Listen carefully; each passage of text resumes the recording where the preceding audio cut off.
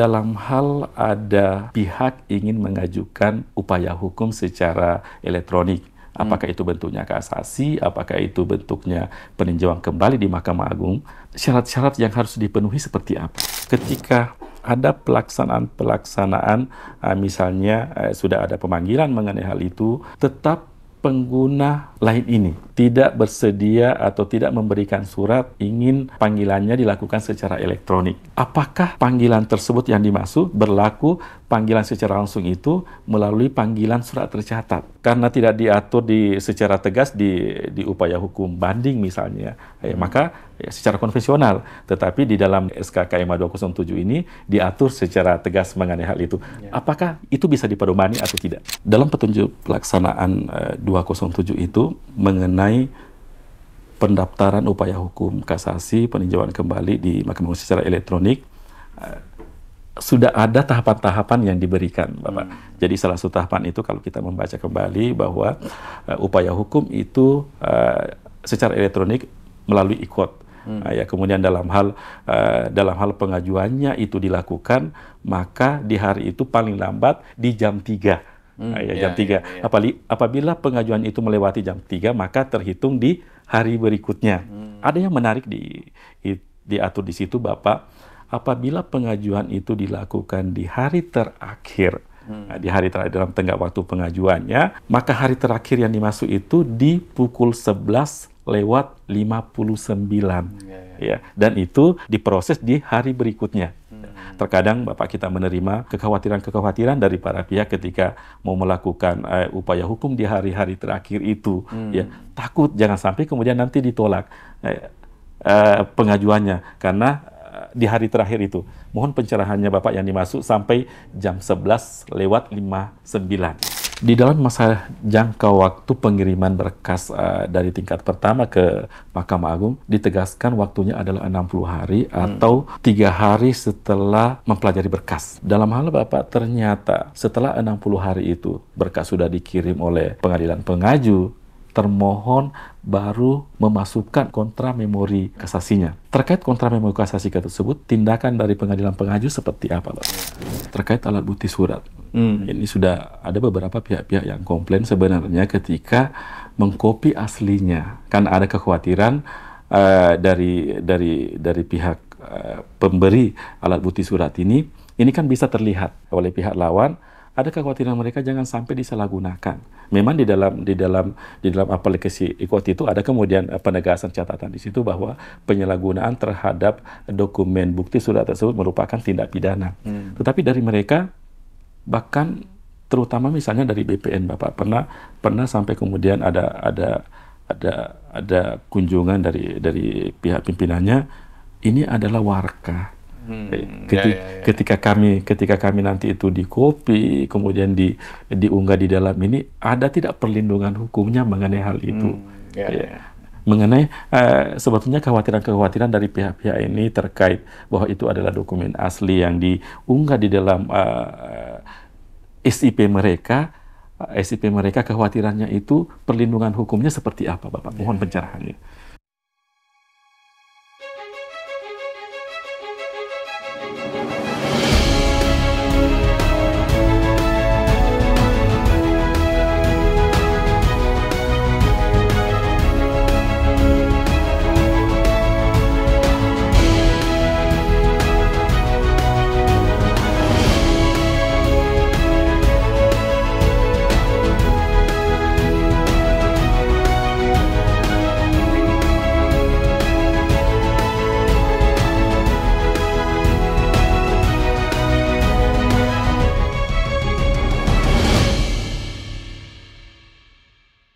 Selamat datang kembali dalam channel YouTube Podcast Ditjen Badilum. Saat ini telah hadir bersama kami Bapak Dr. Heru Pramono, Sarjana Hukum, Magister Hukum. Beliau merupakan Panitra Mahkamah Agung Republik Indonesia. Selamat datang Bapak. Selamat datang. Sehat Bapak? Assalamualaikum. Waalaikumsalam warahmatullahi wabarakatuh. Senang sekali Bapak pada kesempatan kali ini, podcast kali ini, Bapak sebagai narasumber untuk membahas upaya hukum kasasi dan peninjauan kembali di Mahkamah Agung secara elektronik. Menarik untuk membahas ini Bapak, apalagi kita ketahui bersama beberapa bulan yang lalu Mahkamah Agung, Kepanitraan Mahkamah Agung kemudian melakukan kunjungan ke satker-satker untuk mensosialisasikan Perma nomor 6 tahun 2022. Seperti itu kira-kira Bapak.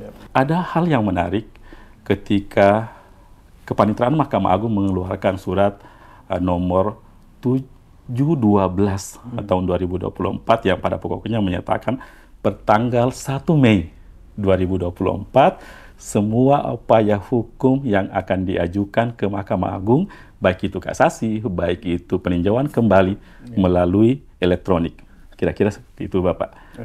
Ada pendapat mengenai hal itu Bapak, izin? Baik, jadi ini sebenarnya berbicara masalah kasasi dan PK elektronik itu tidak terlepas dari Perma nomor 6 tahun 2022. Itu di situ diatur mengenai upaya hukum kasasi dan PK secara elektronik ininya ya. Kemudian disusunlah juknisnya dengan SK KMA nomor 207/2023. Jadi hampir setahun lah dari Perma yang sudah disusun dan sudah diterbitkan oleh Mahkamah Agung. Kemudian pada saat saya masih ingat tanggal 31 Januari 2024 ya, itu saya dilantik menjadi panitera Mahkamah Agung. Alhamdulillah. Kemudian salah satu arahan dari Yang Mulia Ketua Mahkamah Agung agar panitera mempercepat prosesnya, ya, proses implementasinya, karena dari tahun 2022 sudah terbit permanya, 2023 sudah juknisnya sudah ada, di 2024 masih belum selesai aplikasinya ya. Kemudian dengan arahan tersebut kami segera gerak cepat untuk mewujudkan itu semua ya. Kami koordinasi dengan tim pengembang. Jadi uniknya ini tim pengembang itu tidak berada di Satker Kepanitraan, tetapi di Biro Hukum dan Humas. Jadi kami koordinasi dengan Karonya ya, Karo Humasnya, kemudian kita juga dengan tim pengembangnya. Kemudian mereka juga mulai memaparkan apa yang sudah dikerjakan. Kemudian kami juga bersama dengan tim pengembang ininya ya, tim pengembang dan juga tim pembaharuan Mahkamah Agung itu melihat paparan yang sudah dikerjakan. Kemudian kami ada beberapa masukan untuk itu. Kemudian setelah ditindaklanjuti, alhamdulillah di 26 April yang lalu itu sudah terwujud dan sudah di launching oleh Yang Mulia Ketua Mahkamah Agung ini. Kemudian setelah itu barulah kami bergerak untuk melakukan sosialisasi. Sosialisasi ini kami lakukan baik di internal Mahkamah Agung sendiri, karena ini merubah sistem kerja ya, sistem kerja. Kemudian juga secara eksternal kita ke satker-satker ya. Bahkan dari data kami itu sudah 20 titik yang sudah kita datangi untuk melakukan sosialisasi ini, dan itu di 4 lingkungan peradilan. Jadi dari peradilan umum ya, peradilan agama, militer, dan TUN ya, semuanya sudah. Dan ini masih ada beberapa PR kami, tinggal beberapa tempat. Bahkan hari ini itu ada 2 tempat sekaligus ya, karena kami kita susun 3 tim yang dalam waktu bersamaan bisa melakukan sosialisasi di tempat yang berbeda. Kebetulan karena tim saya sendiri itu saya lagi banyak kegiatan di Mahkamah Agung, untuk minggu ini saya nggak berangkat, tetapi tim 2 dan 3 sekarang, tim keduanya di Makassar, tim 3-nya di Manado ininya ya, itu secara bersamaan ininya. Nah, dari situ kemudian kami selain melakukan sosialisasi, kita juga dapat berbagai masukan dari satker ininya, dan kami alhamdulillah eh, kami diberi kemudahan karena yang mengerjakan aplikasi ini adalah putra-putri terbaik kita sendiri. Jadi yang ada yang di Mahkamah Agung, yang di Satker di 4 lingkungan itu juga ada. Jadi kalau butuh kami panggil, kemudian mereka bekerja di suatu tempat ininya ya. Itulah yang sehingga kalau ada perbaikan-perbaikan, ada masukan-masukan, kita diskusikan, kemudian kita tindak lanjuti. Bahkan beberapa minggu yang lalu juga mereka sudah berkumpul di suatu tempat, kemudian dia mengerjakan perbaikan-perbaikan itu ya. Karena kami berprinsip tidak ada suatu aplikasi yang langsung sempurna. Kita bisa lihat dari sejarah SIPP kan, Sistem Informasi Penelusuran Perkara yang sekarang berlaku di tingkat pertama dan tingkat banding kan. Sekarang itu versinya sudah versi 5.5.0. Berarti berapa kali mereka itu direvisi, disempurnakan ininya kan. Ini sama, prinsip kami juga sama.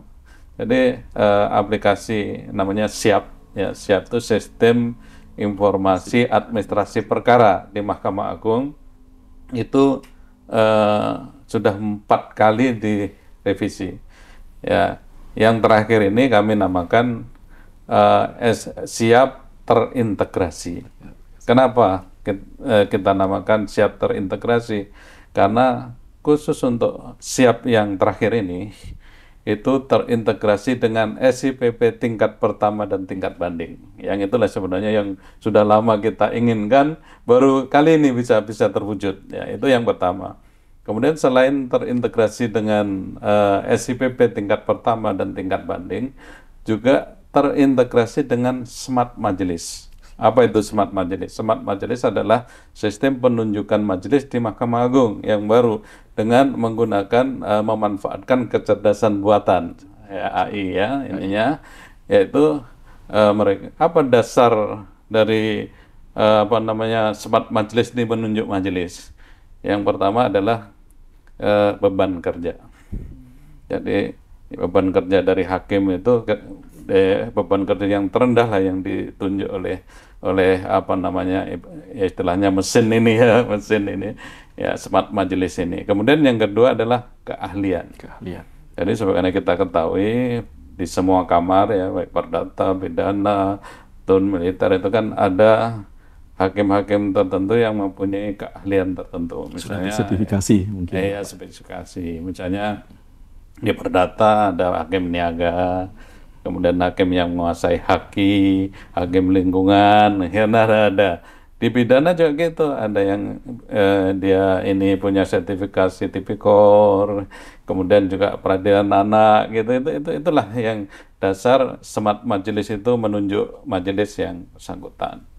Kemudian selain terintegrasi dengan SIPP tingkat pertama banding dan Smart Majelis tadi, juga terintegrasi dengan sikap sebenarnya. Karena apa? Terkait dengan tanda tangan elektronik. Jadi nanti di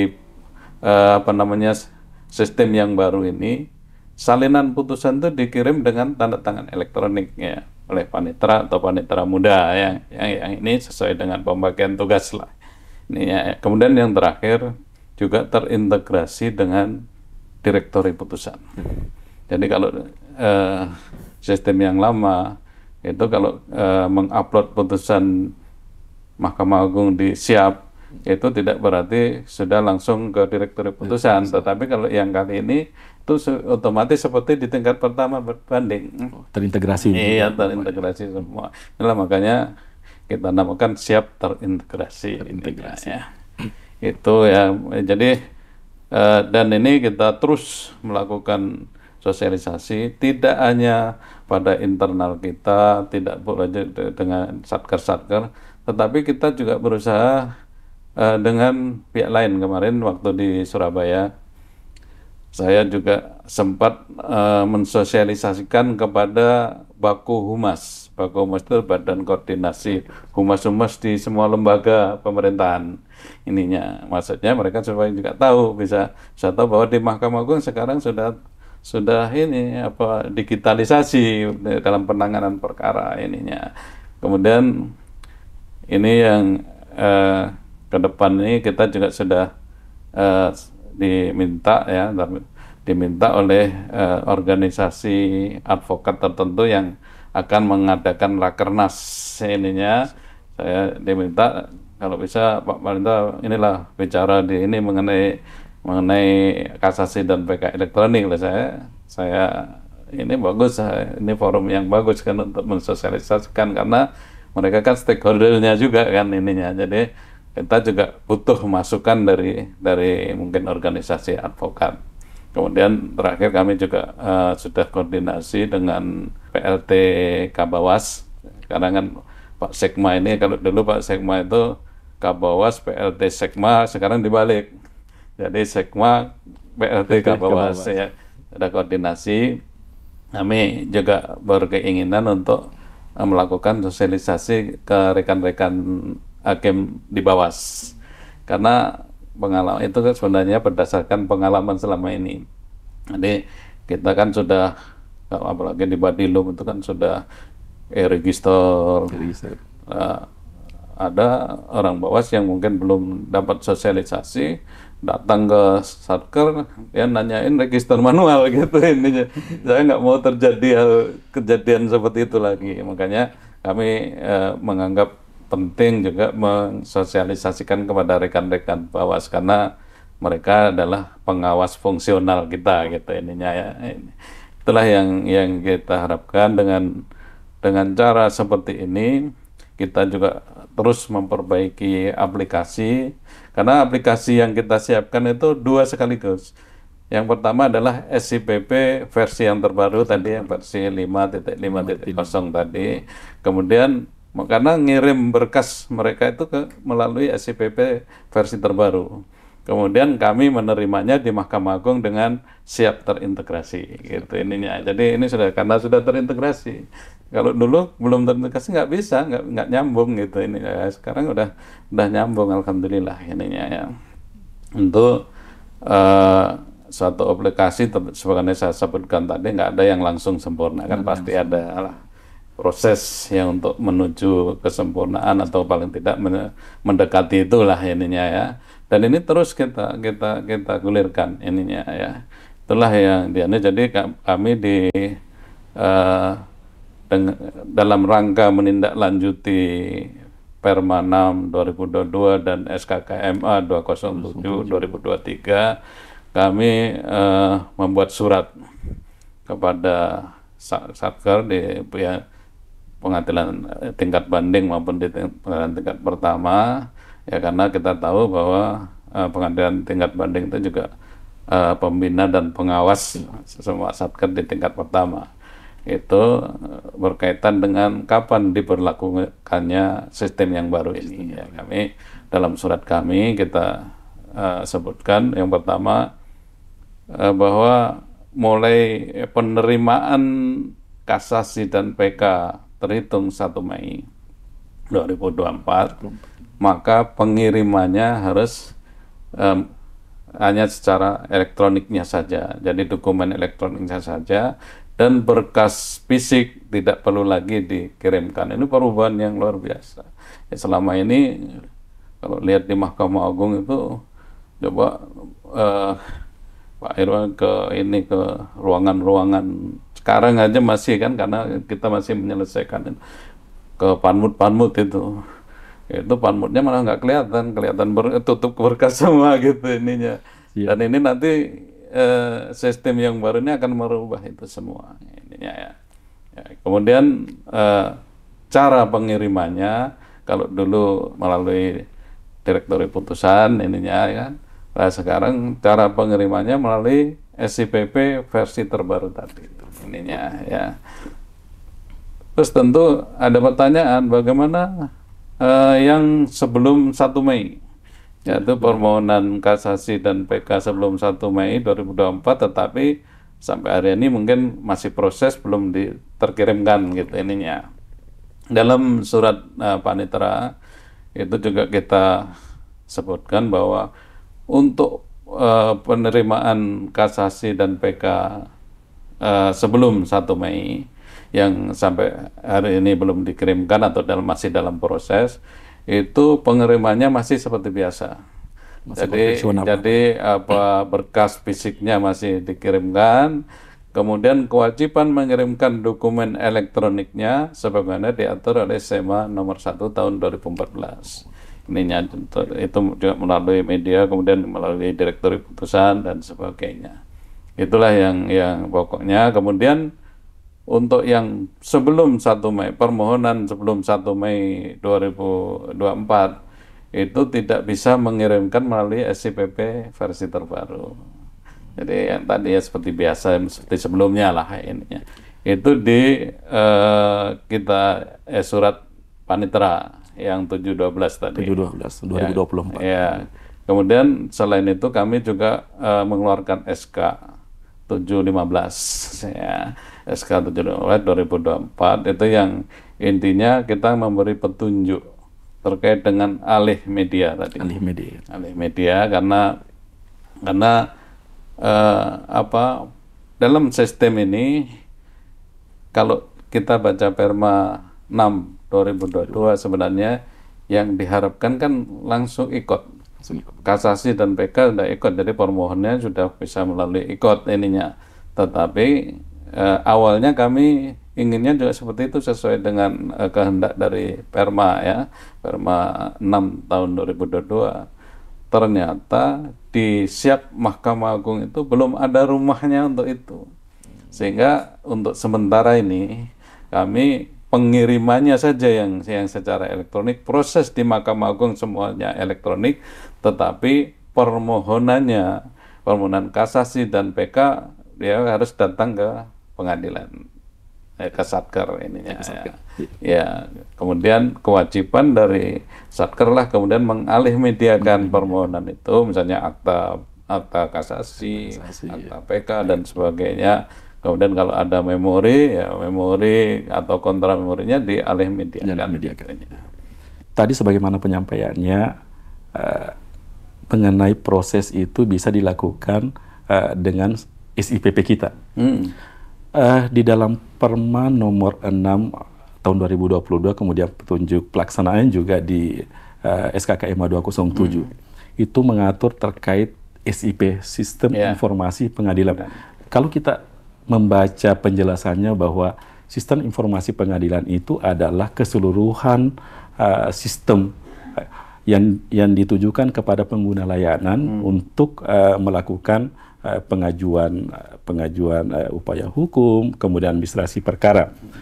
Apakah sistem informasi pengadilan itu termasuk SIPP kita, termasuk kemudian IKOD kita, dan termasuk EBPADU kita?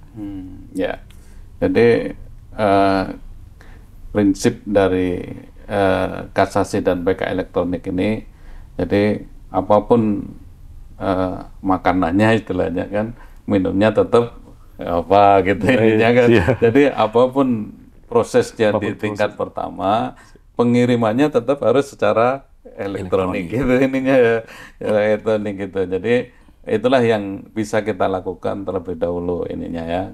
Jadi memang pengertian SIP itu tidak hanya SIPP saja, tapi semua sistem informasi pengadilan itu kan masuk dalam kategori SIP ya.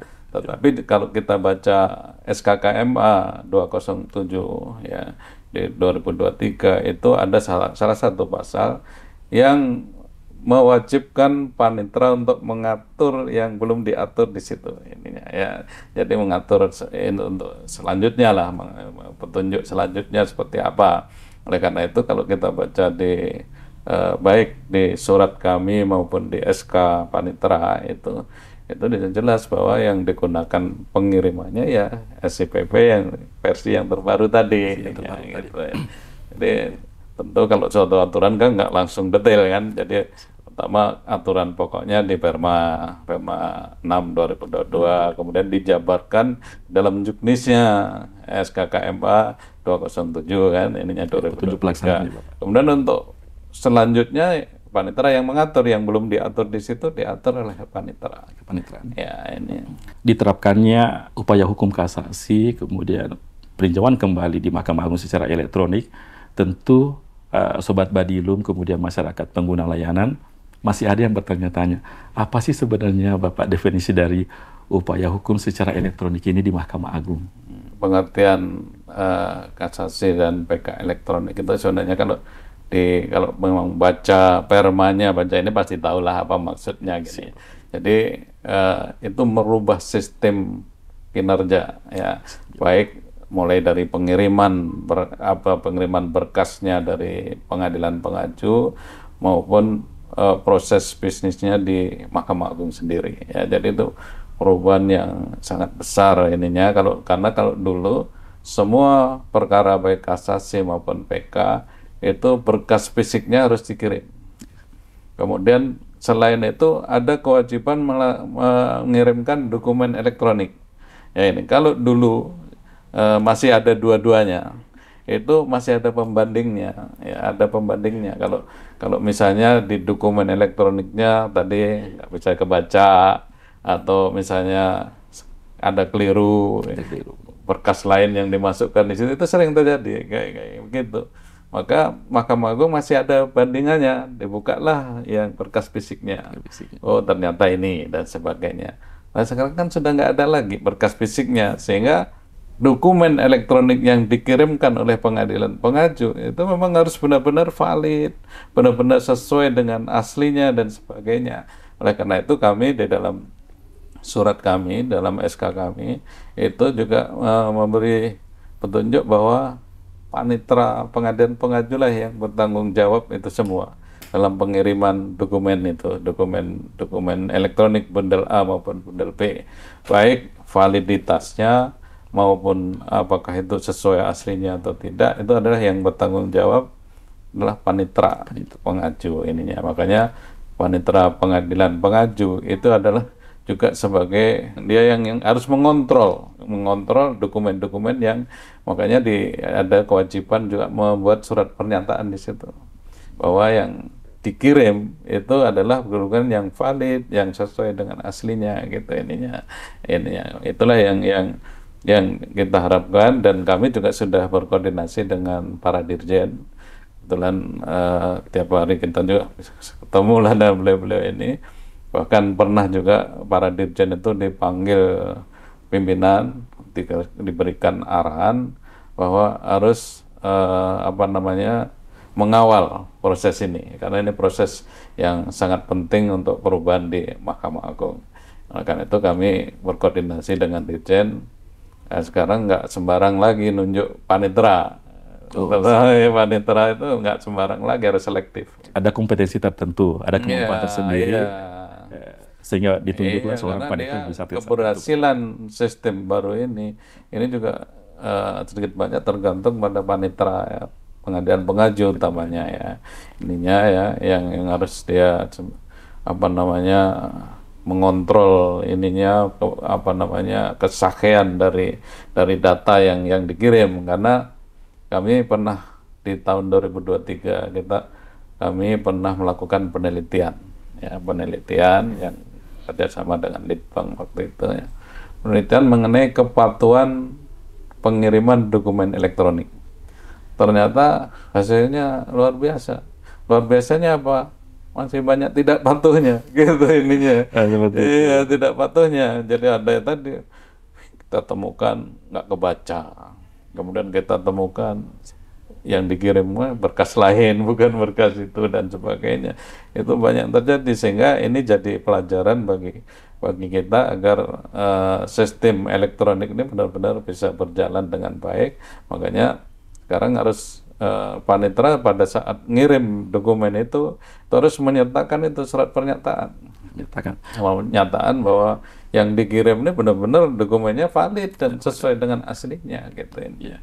Jadi dapat disimpulkan bahwa terkait pengiriman upaya hukum kasasi peninjauan kembali secara elektronik di Mahkamah Agung, panitera harus memastikan bahwa segala dokumen yang sudah dialihmediakan itu atau kemudian melalui elektronik ini pendaftarannya itu harus betul-betul lengkap. Tidak boleh kabur. Kalau ada hal-hal yang seperti itu nanti akan dampaknya ke Mahkamah Agung, dan itu bisa dimintakan kembali ke Bapak ketika ada hal-hal yang tidak sesuai ternyata. Kemudian ini praktek yang sudah sekarang kan sudah sudah banyak kan, udah ratusan yang sudah dikirim ke Mahkamah Agung secara elektronik. Dan ini luar biasa. Kita juga lihat perkembangan ini luar biasa, berarti salah satu ini cirinya bahwa sosialisasi yang kita lakukan tuh agak lumayan berhasil lah ininya kan. Iya, karena ternyata mereka sudah berupaya, semua sudah pengiriman yang permohonan 1 Mei ke depan itu sudah melalui elektronik semua. Tapi kemudian kami lakukan verifikasi di ini, ternyata masih banyak yang belum sesuai dengan yang kita harapkan. Masih ada kekurangan, ada ini dan sebagainya.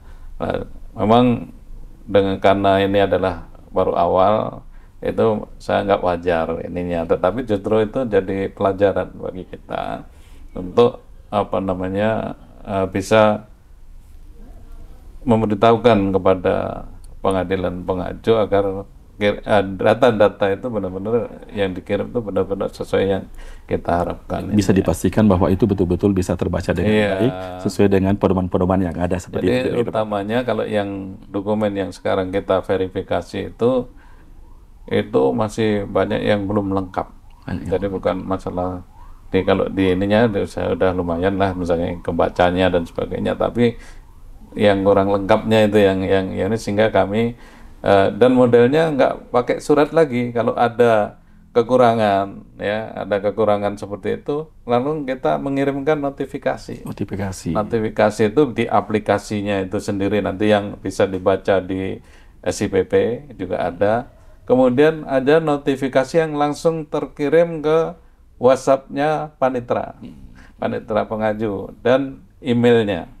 Ini oleh karena itu saya selalu dalam sosialisasi itu selalu kami tegaskan bahwa para panitera pengadilan pengaju itu harus ngecek sikapnya, apakah email dan WhatsApp yang tertera di sikap itu sudah benar-benar sudah valid nggak?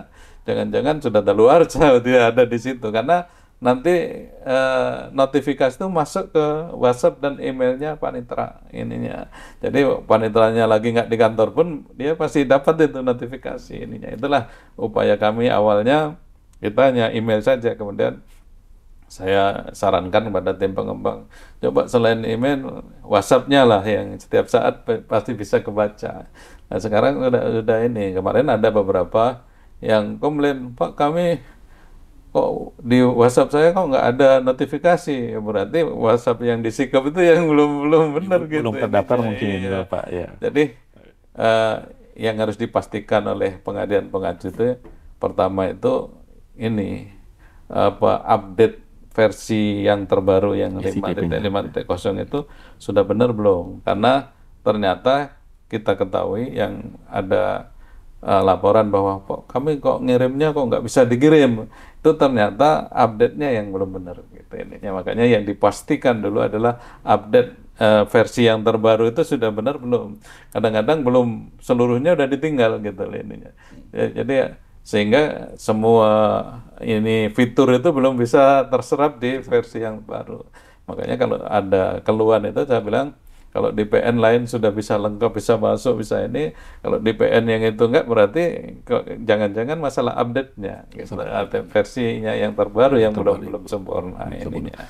Membaca definisi dari upaya hukum elektronik di Mahkamah Agung itu kira-kira seperti ini, Bapak. Mohon izin, pengajuan upaya hukum, kasasi, dan peninjauan kembali melalui IKOT untuk perkara perdata umum, perdata khusus, agama, tun, arbitrase syariah. Melalui aplikasi e-berpadu untuk perkara pidana, pidana umum, jinayat, dan militer. Jadi kalau kita membaca definisi tersebut ada pembagian antara kapan kemudian aplikasi IKOT itu digunakan, kapan kemudian aplikasi e-berpadu itu digunakan. Terkait podcast kita kali ini Bapak, karena kalau mau membahas dua-duanya itu lumayan panjang pembahasannya, sehingga dalam podcast ini membahas pengajuan melalui IKOT, aplikasi melalui IKOT, sehingga yang akan dibahas ini adalah perkara perdata umum, perdata khusus. Ketika kemudian pengadilan agama, maka itu adalah perkara perdata agama ketika itu adalah tata usaha negara. Nah, selanjutnya Bapak, kalau membaca kembali aturan-aturan yang ada di situ kan mengenai pengguna. Ya, ada pengguna terdaftar, ada kemudian pengguna lain. Ya. Di dalam petunjuk teknisnya surat keputusan Mahkamah Agung, Ketua Mahkamah Agung 207/2023 itu menegaskan ketentuan pengguna terdaftar dan pengguna lain dalam upaya hukum kasasi peninjauan kembali secara elektronik berlaku juga untuk ketentuan pengguna terdaftar, pengguna lain di pengadilan tingkat pertama. Tetapi tidak menyebut di upaya hukum banding. Apakah kemudian ketentuan itu bisa dipedomani bahwa ketika itu berlaku di tingkat pertama juga bisa berlaku di tingkat banding? Mohon pencerahannya Bapak. Oke, jadi kenapa di dalam petunjuk teknis itu hanya disebut tingkat pertama? Karena untuk pengajuan kasasi dan PK itu kan melalui, menurut hukum acara kita kan melalui tingkat pertama, kan tidak ada yang melalui banding kan ininya. Tetapi kalau sistem mengenai pengguna terdaftar atau pengguna lain itu tetap aja berlaku untuk seluruhnya sih, bukan hanya untuk tingkat pertama ya, karena itu ikut banding itu kan diatur tersendiri kan, di situ kan disebutkan bahwa juga yang istilah pengguna terdaftar dan pengguna lain itu juga sama dengan yang terjadi di tingkat pertama ininya. Sebenarnya sih enggak, kenapa itu kita sebutkan hanya di tingkat pertama aja itu karena itu tadi, karena pengajuan kasasi dan PK itu melalui pengadilan tingkat pertama sebagai pengadilan pengaju, pengadilan pengaju keempat lingkungan peradilan lah ininya ya. Tapi itu sebenarnya kalau baru muncul istilah pengguna terdaftar dan pengguna lain itu kan dalam ikot ya, tetapi kan yang kasasi PK yang sekarang kita terapkan kan belum ikot karena pendaftarannya masih secara langsung, dia datang ke pengadilan kemudian melalui PTSP atau melalui langsung ketemu pejabat di situ, kemudian dibuatkan akta kasasi atau akta PK, barulah kemudian dikirim melalui secara elektronik sebenarnya kan itu. Tapi seperti saya sampaikan di awal tadi, kami berusaha ini segera kita sesuaikan dengan apa harapan dari Perma 6 2022 dan Juknis itu sendiri. Itu yang diminta sebenarnya kan kasasi PK secara ikut ininya kan.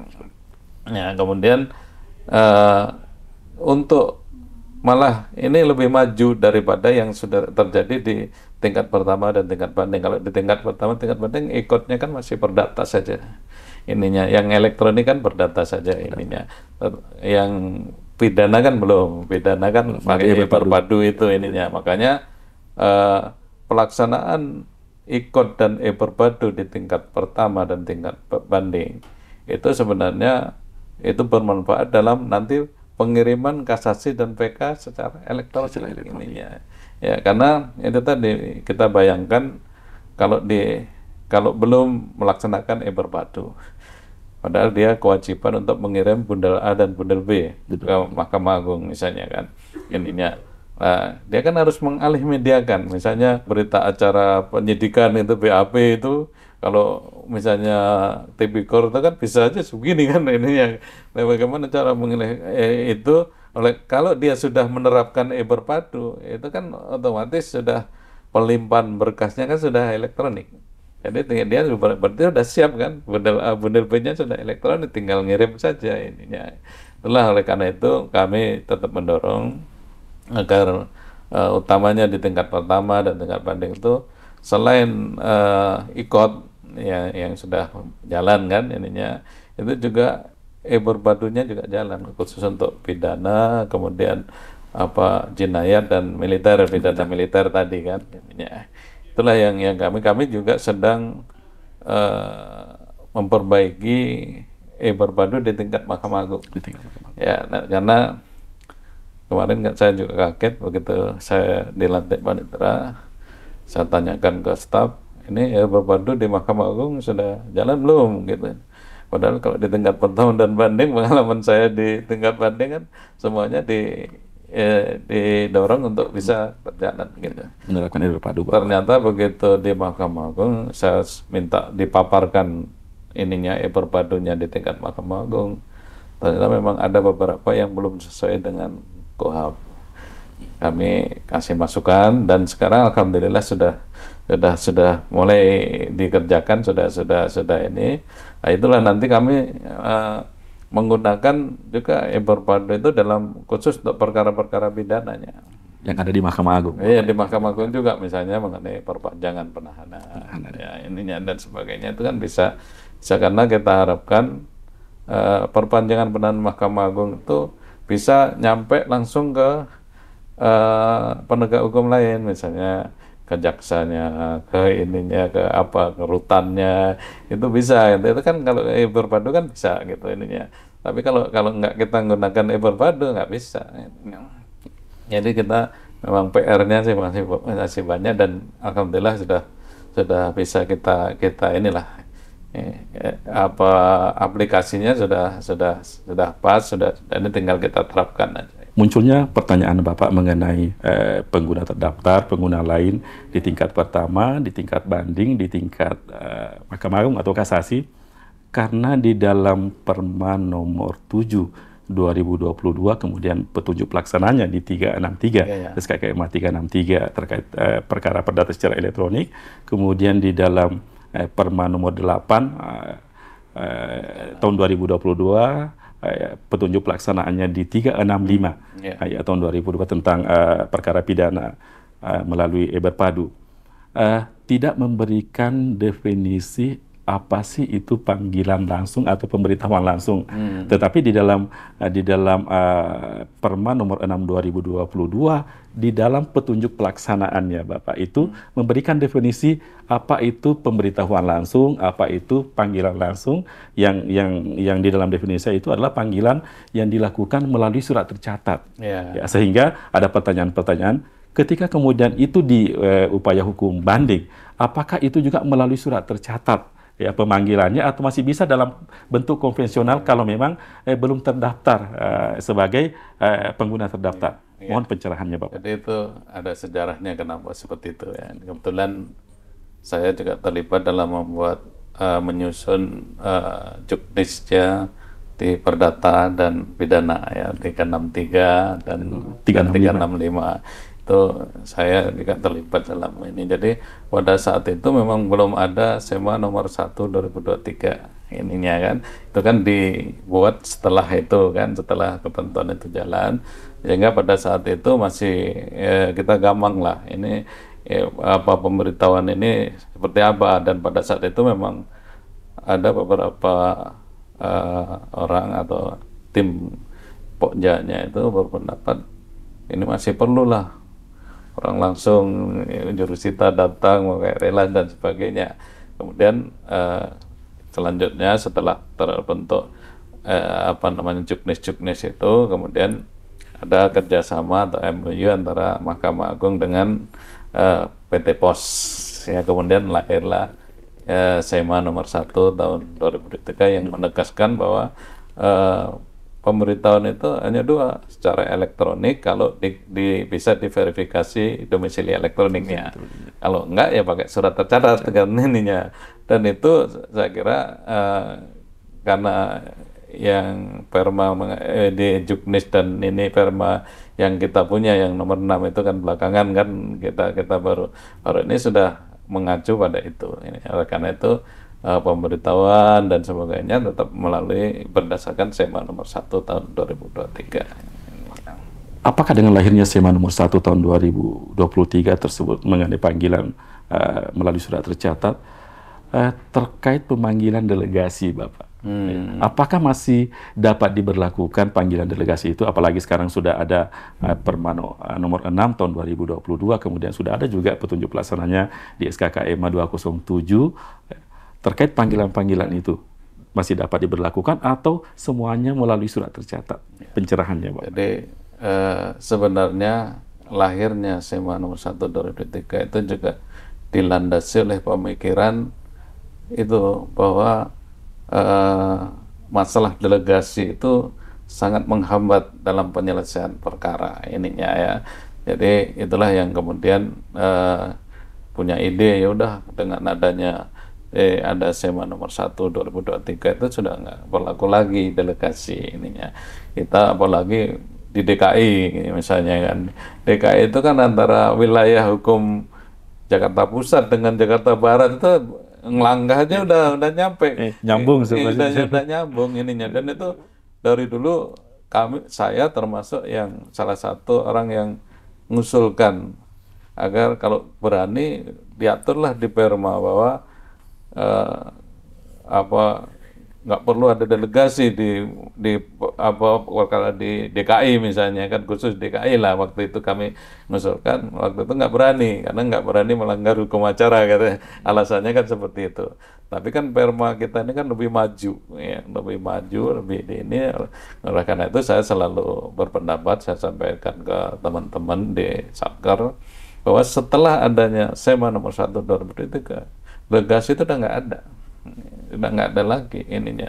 Bahkan kalau itu dilaksanakan, yang elektronik itu dilaksanakan misalnya, regulatory pun sebenarnya sudah bisa kita perbaiki ininya. Makanya kami kebetulan regulatory sekarang kan semua melalui panitera Mahkamah Agung. Ya.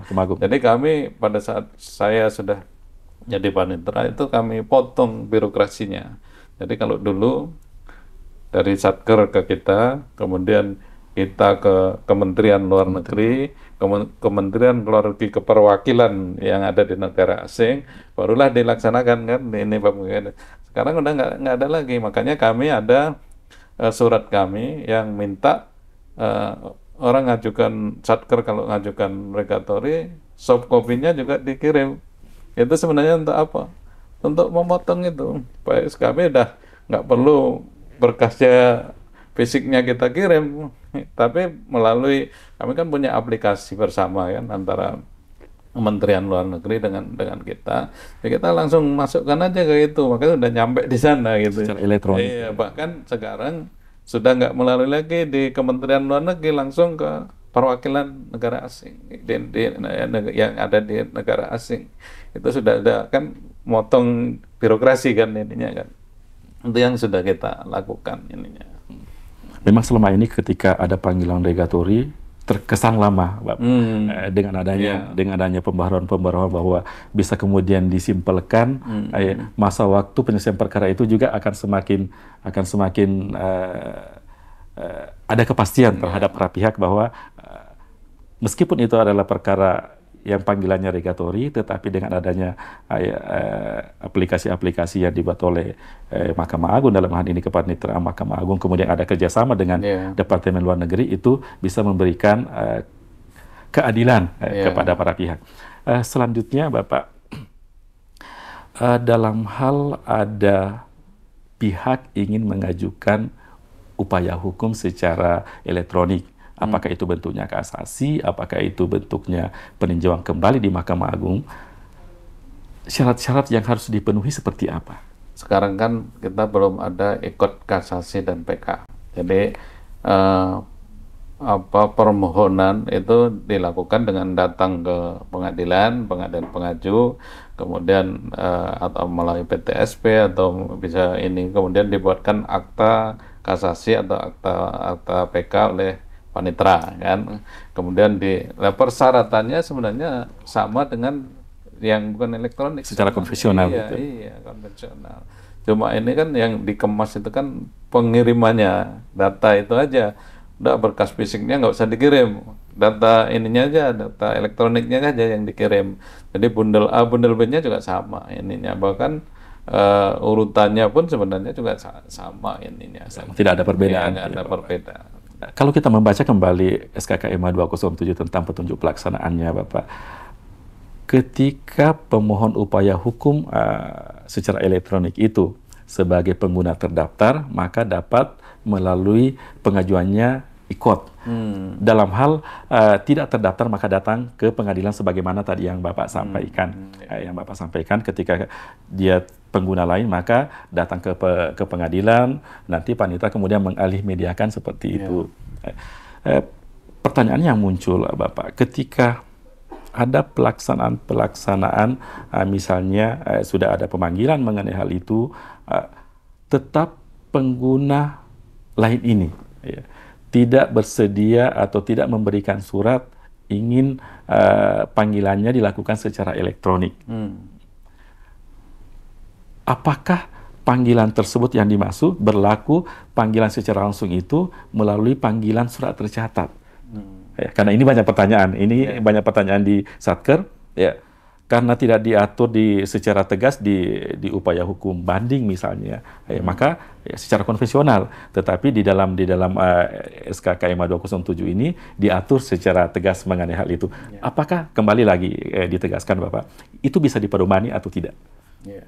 Jadi sebenarnya sebagaimana saya tegaskan tadi, setelah berlakunya SEMA 1 2023 itu pemberitahuan atau panggilan itu hanya dilakukan dengan dua cara. Yang pertama secara elektronik apabila diketahui dokumen elektronik, domisili elektroniknya, kemudian melalui surat tercatat kalau dia tidak bisa diverifikasi domisili elektroniknya. Itu hanya dua itu saja. Sebenarnya ada sih lingkungan tertentu yang masih mempertahankan jurusitanya itu gitu ya, tetapi sebenarnya secara konvensional, Bapak.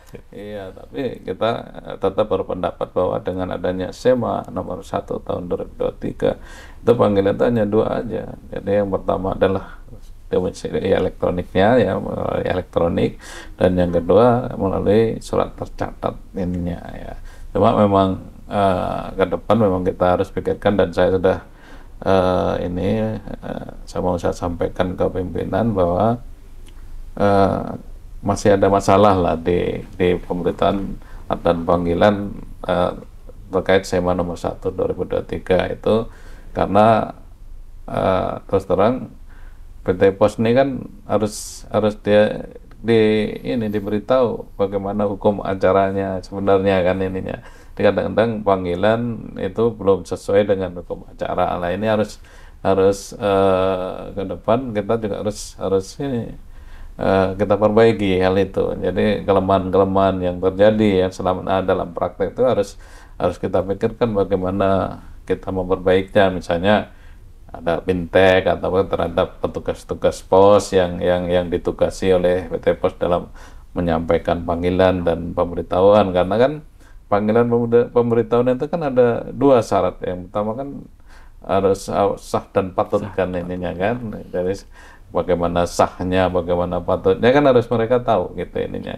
Yang inilah yang mungkin ke depan Mahkamah harus memikirkan itu. Supaya nggak ada yang komplain lagi kan ininya kan. Oh ini nggak sah, ini nggak patut dan sebagainya ini. Itulah yang harus kerjasama ini kita tingkatkan. MOU antara Mahkamah Agung dengan PT Pos itu juga harus ditingkatkan sampai kemungkinan ada bintek-bintek tertentu lah. Yang penting kita kasih tahu ini loh aturannya di pengadilan itu, hukum acaranya ngatur seperti ini, supaya mereka, karena mungkin di pimpinan tingkat level pimpinan mereka udah tahu, tapi yang petugas yang langsung ke lapangan ini kan juga harus perlu tahu juga gitu ininya. Itulah yang PR kita ke depan. Dalam petunjuk pelaksanaan 207 itu mengenai pendaftaran upaya hukum kasasi peninjauan kembali di Mahkamah Agung secara elektronik, sudah ada tahapan-tahapan yang diberikan, Bapak. Jadi salah satu tahapan itu kalau kita membaca kembali bahwa upaya hukum itu secara elektronik melalui IQOT. Kemudian dalam hal pengajuannya itu dilakukan, maka di hari itu paling lambat di jam 3. Jam 3. Apabila pengajuan itu melewati jam 3, maka terhitung di hari berikutnya. Ada yang menarik diatur di situ, Bapak. Apabila pengajuan itu dilakukan di hari terakhir, dalam tenggat waktu pengajuannya, maka hari terakhir yang dimaksud itu di pukul 11 lewat 59 Ya. ya, dan itu kemudian diproses di hari berikutnya. Terkadang Bapak kita menerima kekhawatiran-kekhawatiran dari para pihak ketika mau melakukan upaya hukum di hari-hari terakhir itu, ya, takut jangan sampai kemudian nanti ditolak pengajuannya karena di hari terakhir itu. Mohon pencerahannya Bapak yang dimaksud sampai jam 11:59. Jadi memang ini karena ini berdasarkan pengalaman praktek sih ininya ya. Jadi ini dalam Pokja itu kan didiskusikan ini gimana kalau ini di hari terakhir dan sebagainya, sehingga kemudian di petunjuk pelaksanaan di Juknis itu kita atur seperti itu ya. Itu tentu ini kewajiban kita untuk mensosialisasikan ke para pihak ininya ya, para pihak bahwa kalau nanti ngajukan ini tolong ada ketentuan inilah ininya, karena itu harus kita sampaikan ya. Nanti makanya mungkin di Satker maupun di kepaniteraan Mahkamah Agung itu harusnya di webnya paling tidak itu harus kita sampaikan sosialisasi itu ya, supaya nanti tidak ada yang komplain lagi begitu diperlakukan itu kok ini diatur tersendiri dan sebagainya, karena sebenarnya aturan itu muncul itu ya karena pengalaman praktek selama ininya kan, apalagi kalau nanti sudah benar ikut kasasi dan PK ini sudah berjalan, karena ini kan kaitannya dengan misalnya virtual akunnya ya, pembayaran dan sebagainya. Itulah makanya dengan pengalaman itu kita kasih ketentuan seperti itu, tetapi kewajiban kita untuk mensosialisasikan kepada mereka supaya mereka tahu gitu ininya, karena jangan kemudian protes di belakang gitu ininya kan. Kalau itu sudah termasuk misalnya di masing-masing satker di PTSP-nya itu juga harus ada ini kita penjelasan seperti itu harus kita sampaikan di para pihak tentunya. Iya, para pihak, karena prinsip bahwa ini kan tidak boleh merugikan para pihak ininya ya, walaupun kita juga perlu mengatur mereka, jangan kemudian menyusahkan kita, misalnya datangnya udah akhir jam kerja dan sebagainya kan, itu kan menyulitkan kita terkait dengan itu. Nanti permasalahannya itu di pembayaran kan, karena kan prinsip di perdata utamanya kan, di perdata itu kan kalau orang ini kan harus bayar gitu kan ininya. Kalau di pidana mungkin masih bisa di ini lah, tapi kan di perdata ini yang bikin harus benar-benar, karena dia perlu bayar ini biayanya dan sebagainya. Berarti para pihak ini harus betul-betul menghitung masa waktu pengajuan kasasi atau kemudian pengajuan peninjauan kembali itu, Bapak ya. Di dalam SKKMA tersebut juga mengatur apabila para pihak ini mengajukan di hari terakhir itu, maka kewajiban dari panitera penerimaan akta permohonan kasasi, apakah kemudian permohonan peninjauan kembali ya, pada saat di tanggal ia mengajukan pendaftaran pembayaran secara lunas. Seperti itu, Bapak. Itu yang perdata tentunya. Yang perdata. Kalau pidana kan nggak perlu lagi kan. Selain itu juga, Bapak, itu diatur pendaftaran secara langsung. Ya, meskipun tadi ada yang mengatur secara elektronik, tetapi dimungkinkan juga di dalam SKKMA 207 ini para pihak yang tidak terdaftar atau sebagai pengguna lain itu dapat langsung datang ke PTSP untuk mendaftarkan permohonan kasasinya atau peninjauan kembalinya. Mohon tahapan-tahapannya Bapak bisa disampaikan kepada Sobat Badilum atau kemudian pencari keadilan bahwa seperti inilah tahapan-tahapan yang harus mereka laksanakan. Baik, jadi itu sebenarnya untuk mengakomodir yang tadi yang tidak punya, bukan sebagai pengguna terdaftar, kemudian juga bukan pengguna lain kan gitu ininya, makanya dia masih ada kesempatan dia datang ke pengadilan gitu ininya kan. Kita juga tidak menutup mata bahwa di masyarakat kita kan masih ada yang masih buta hukum dan sebagainya kan, itu makanya karena salah satu tujuan diaturnya mengenai kasasi perkara itu sebenarnya kan untuk memberikan akses seluas-luasnya kepada masyarakat untuk mengajukan upaya hukum kan ininya kan. Oleh karena itu dikasihlah dibuka seperti itu ya. Bagaimana tahapannya? Ya kalau yang langsung itu ya mereka datang ke pengadilan mengacu. Ya kemudian kalau perdata dia melalui di PTSP kan sekarang juga sudah ada pelayanan terkait dengan pendaftaran dan sebagai pendaftaran upaya hukum kan. Di situ nanti ditangani yang perdata di meja perdata dan pidana di meja pidana dan sebagainya ya. Kemudian nanti berdasarkan permohonan diajukan yang terdaftar di PTSP itu kalau perdata ya kemudian ada membayar biaya dulu baru kemudian bisa dicatat pendaftarannya kan di register pendaftarannya. Sedangkan pidana yang begitu datang kemudian dibuatkan akta oleh panitera ya itulah kemudian dicatat. Itu tahapannya seperti itu aja. Kemudian khusus untuk PK itu kan ada diatur bahwa pada saat mengajukan permohonan PK itu memorinya atau alasan PK-nya harus sudah disampaikan pada saat itu juga gitu intinya. Nah itulah yang tentu masyarakat semua kan belum mengerti kayak yang begitu-gitu kan ininya. Nah itulah yang harus disosialisasikan kepada masyarakat sehingga masyarakat nggak merasa dirugikan terhadap hak mereka untuk mengajukan upaya hukum ininya. Apakah dimungkinkan Bapak ketika pemohon upaya hukum secara elektronik ini ternyata dia adalah pengguna lain atau dengan kata lain tidak terdaftar, ya, petugas PTSP yang bertugas pada saat itu menawarkan untuk memakai jalur secara elektronik.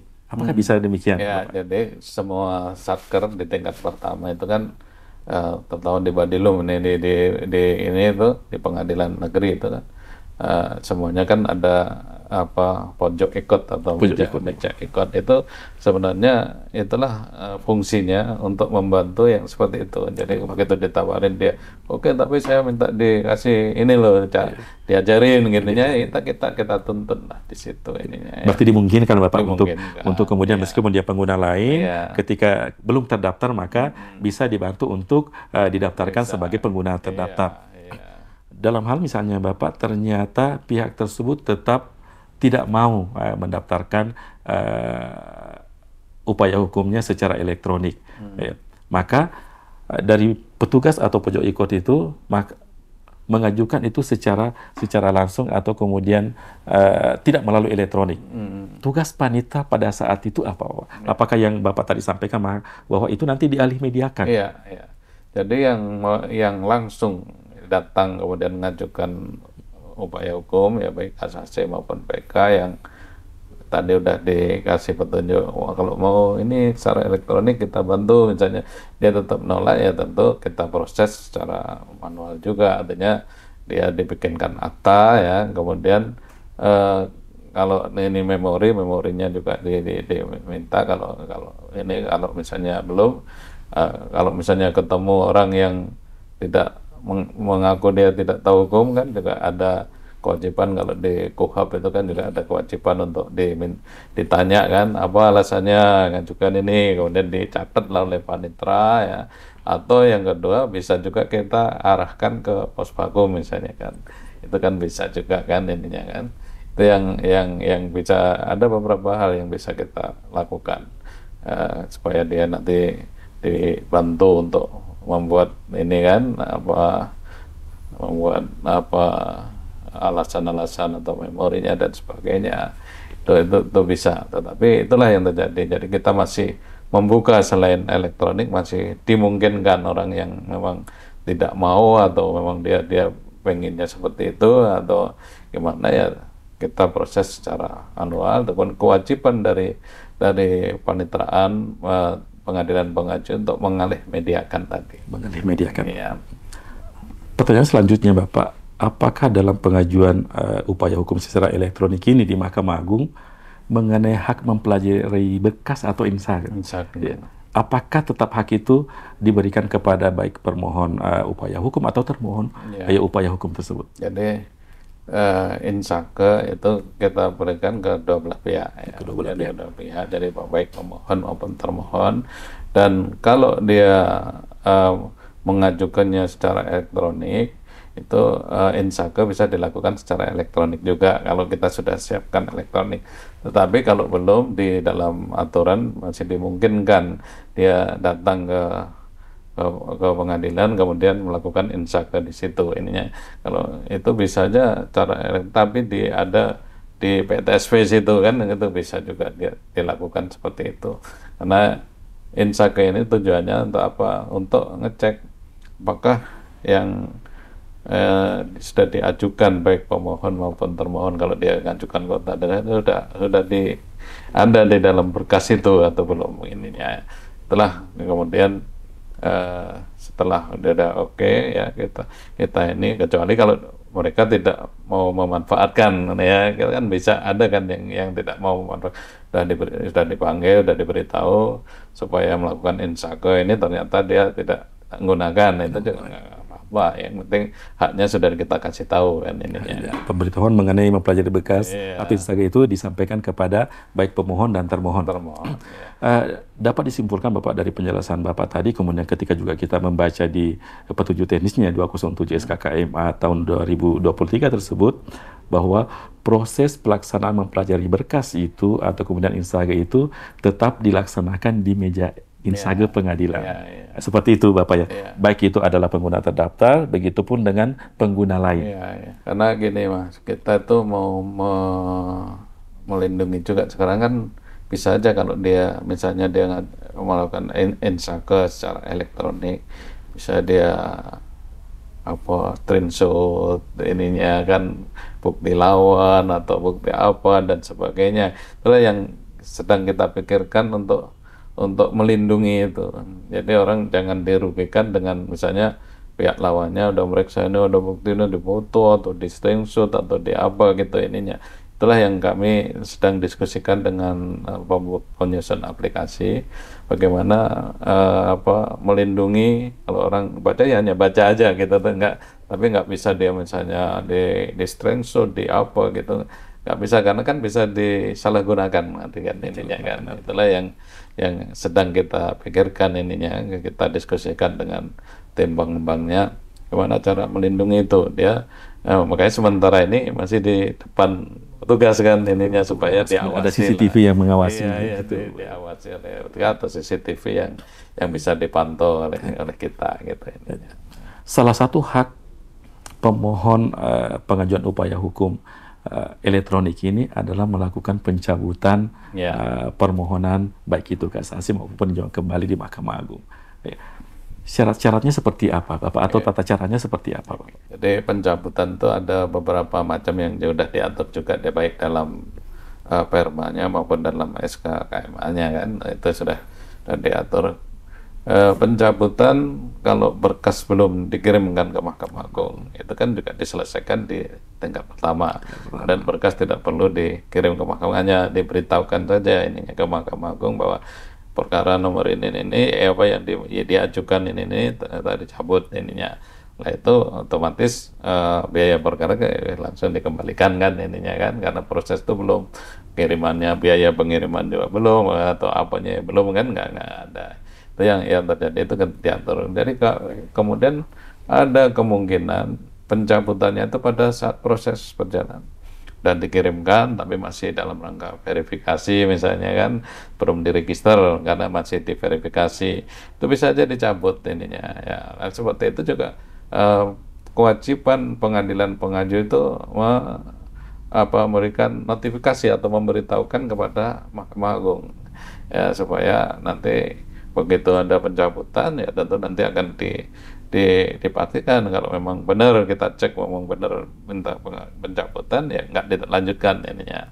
Nah, ada juga yang sudah di majelis, sudah terregister lah, sudah diregister, sudah ini dan sebagainya.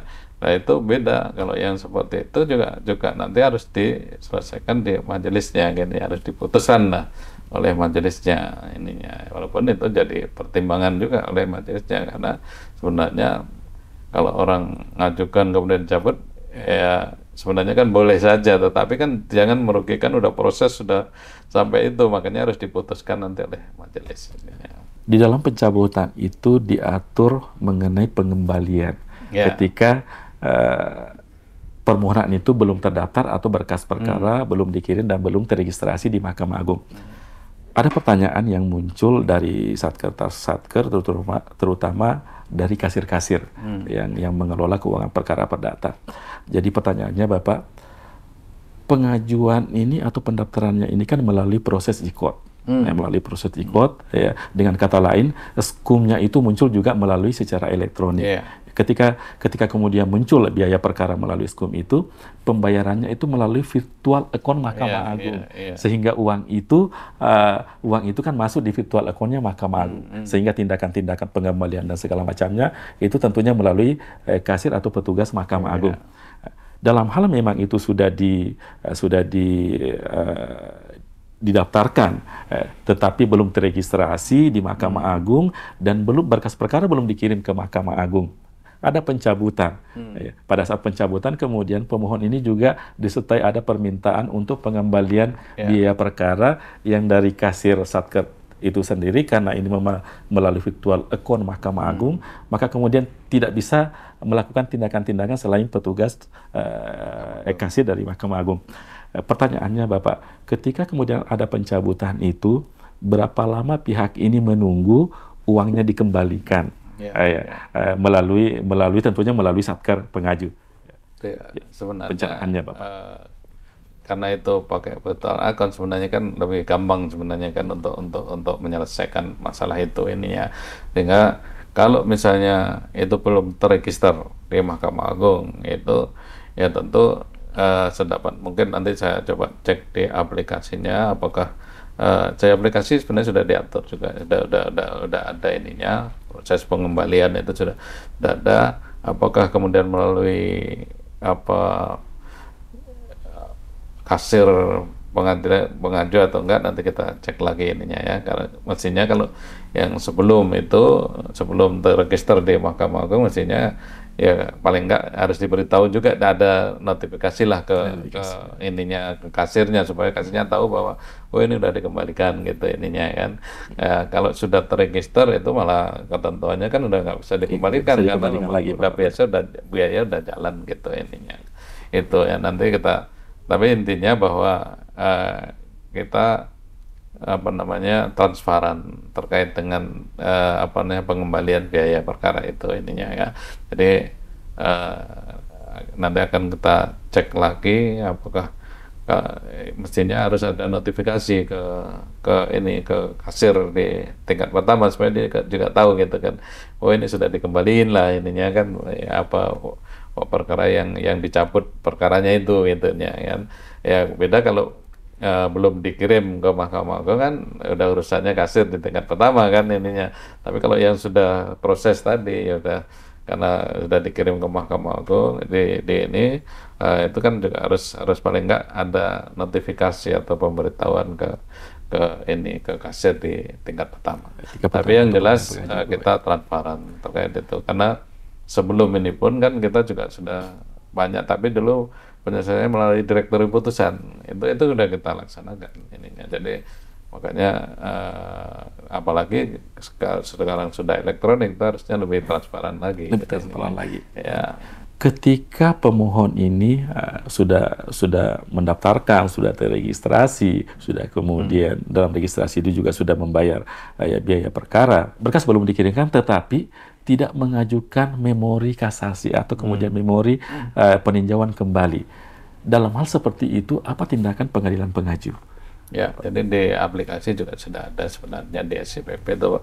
Jadi pengiriman yang tidak memenuhi syarat formal itu. Formal. Karena baik kasasi maupun PK itu kan memori ini kan wajib hukumnya kan, beda dengan banding kan. Kalau banding kan nggak wajib gitu.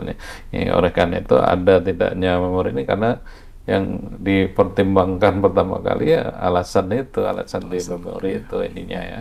Itu makanya ketentuan mengenai tidak memenuhi syarat formal itu tidak berlaku, dan di aplikasi juga ada gitu ininya. Jadi ada fitur untuk mengirimkan bahwa perkara ini tidak memenuhi syarat formal. Tidak memenuhi syarat formal. Iya. Berarti proses itu kemudian tidak dikirim, Bapak, Iya, mengeluarkan iya, nanti penetapan iya, masyarakat tidak penetapan memenuhi aja syarat formal tersebut. yang dikirim ke aplikasi ininya. Aplikasi, Iya. oleh aplikasi, Bapak. Mengenai kontra memori, apakah bersifat wajib oleh termohon atau tidak bersifat wajib, Bapak? Kontra memori itu kan hukumnya kan dapat. Dapat. Ya, jadi misalnya ini ada memori kan kewajiban dari panitera untuk menyampaikan ke pihak lawan ininya. Kemudian pihak lawan dapat mengajukan kontra memori. Berarti kan nggak wajib sebenarnya kan. Kalaupun enggak, kalau ini tetap yang dipertimbangkan memorinya kan ininya kan. Nah, itu yang ini. Jadi kalau prinsipnya nggak wajib. Di dalam masa jangka waktu pengiriman berkas dari tingkat pertama ke Mahkamah Agung, ditegaskan waktunya adalah 60 hari atau 3 hari setelah mempelajari berkas. Itu ditentukan. Dalam hal Bapak, ternyata setelah 60 hari itu berkas sudah dikirim oleh pengadilan pengaju, termohon baru memasukkan atau baru mengajukan kontra memori kasasinya. Terkait kontra memori kasasi tersebut, tindakan dari pengadilan pengaju seperti apa, Pak? Ya. Jadi itulah sebenarnya yang kita kaji terus ya ininya. Jadi karena itu tidak wajib, itu kan yang penting dia dikasih kesempatan, diberitahukan, kemudian dikasih kesempatan untuk waktu yang dalam masa waktu 60 hari tersebut, 60 hari itu sampai 60 hari. Kalau misalnya 60 hari dia belum mengajukan kontra memori, kan berkas dikirim kan. Dikirim. Ya, ketentuannya sama sebenarnya dengan di IKOT sebenarnya. Kalau sudah dikirim, itu sudah nggak ada kesempatan lagi untuk mengajukan mau ngasih tambahan memori atau kontra memori dan sebagainya, itu sudah nggak ada. Tapi nanti kita kaji terus ini apakah itu sudah, kalau ketentuan pokoknya sih seperti itu ya, ininya ya, tentu nanti akan kita pertimbangkan. Biasanya kan orang harus dikasih kesempatan untuk ini lah, tapi selama ini ketentuannya aplikasi juga menutup itu. Kalau begitu sudah dikirim itu udah secara otomatis tertutup, tertutup sama dengan di IKOT itu kan. Ikan begitu sudah dikirim kan nggak ada lagi kesempatan untuk ngajukan itu kontra gitu ini. Ya. Ternyata permasalahan itu sekarang diterima oleh Satgas-Satker. Jadi sudah melewati masa 60 hari, berkas itu sudah dikirim, barulah termohon mengajukan itu, Bapak. Sehingga muncul pertanyaan, kok seperti itu? Kok kami tidak diberikan ruang untuk itu? Ya itulah makanya kami pertimbangkan terus ini apakah nanti perkembangannya seperti apa. Tapi kalau menurut aturan kan memang langsung tertutup. Langsung terkunci, Pak. Langsung terkunci ininya. Nah, itu biasanya yang praktek sekarang yang manual ya, yang konvensional. Itu kalaupun misalnya kayak seperti itu, paling kalaupun oleh pengadilan pengaju dikirim ke kita, itu kita disposisinya ya teruskan ke majelis sebagai informasi gitu ininya. Masalah nanti dipertimbangkan atau tidak ya tergantung majelis yang bersangkutan lah ininya, tapi itu sebagai informasi ininya. Jadi nggak inilah, ini tentu kita akan kaji terus lah ini ya, apakah apa ini dianggap melanggar hak orang atau gimana gitu. Tapi kita ikutilah ketentuan ini dulu ya, sambil kita nanti kaji dalam perjalanannya. Kalau memang memungkinkan ya harus dirubahlah ketentuan itu untuk memberi kesempatan. Tapi batas waktu itu tetap ada. Kalau nggak dibatasi ya mereka nanti 2 bulan 3 bulan baru ngirim, kan jadi nyusahkan kita juga ininya. Musyawarah sudah dijalankan, baru datang. Jadi kalau menurut saya batas itu tetap ada ini, tapi masalah hak ini apakah nanti diakomodir atau enggak di ininya, itu kita harus lihat perkembangannya lah seperti apa. Sambil kita diskusikan juga dengan pimpinan juga kan seperti apa ini. Tapi selama ini kalau aplikasi ya langsung tutup gitu ini ya. Secara otomatis. Iya. Sekarang kita memasuki materi upaya hukum peninjauan kembali secara elektronik di Mahkamah Agung, Bapak. Pada prinsipnya, apakah pengajuan upaya hukum secara elektronik ini terhadap kasasi dan peninjauan kembali ada perbedaan atau sama, Bapak? Ya pada prinsipnya itu sama sih ini. Jadi sebenarnya proses yang baru ini, kasasi dan PK elektronik ini, kita hanya mengelektronikan proses bisnis yang sudah berjalan gitu. Ini yang dulu berlaku cara ini konvensional ya, dengan baca berkas fisik dan sebagainya. Nah sekarang kita ganti prosesnya juga semua secara elektronik. Itu aja sebenarnya. Jadi syarat-syarat dan sebagainya itu sebenarnya nggak berubah. Dalam hal misalnya pengajuan upaya hukum itu di peninjauan kembali misalnya Bapak mengenai ada novum, apakah prosesnya masih sama seperti yang dulu atau kemudian ada perbedaan? Ya, jadi kan itu kan dibedakan antara peninjauan kembali perdata dan pidana. Ya, kalau di pidana itu istilahnya kan keadaan baru kan, novum itu kan sama-sama hal yang baru tapi beda ininya ya. Kalau di perdata kewajiban tetap sama. Jadi misalnya ada orang mengajukan peninjauan kembali dengan alasan novum, ya dia harus menyampaikan ya apa yang dikatakan novum oleh yang bersangkutan, ya sampaikanlah ke pengadilan pengaju, kemudian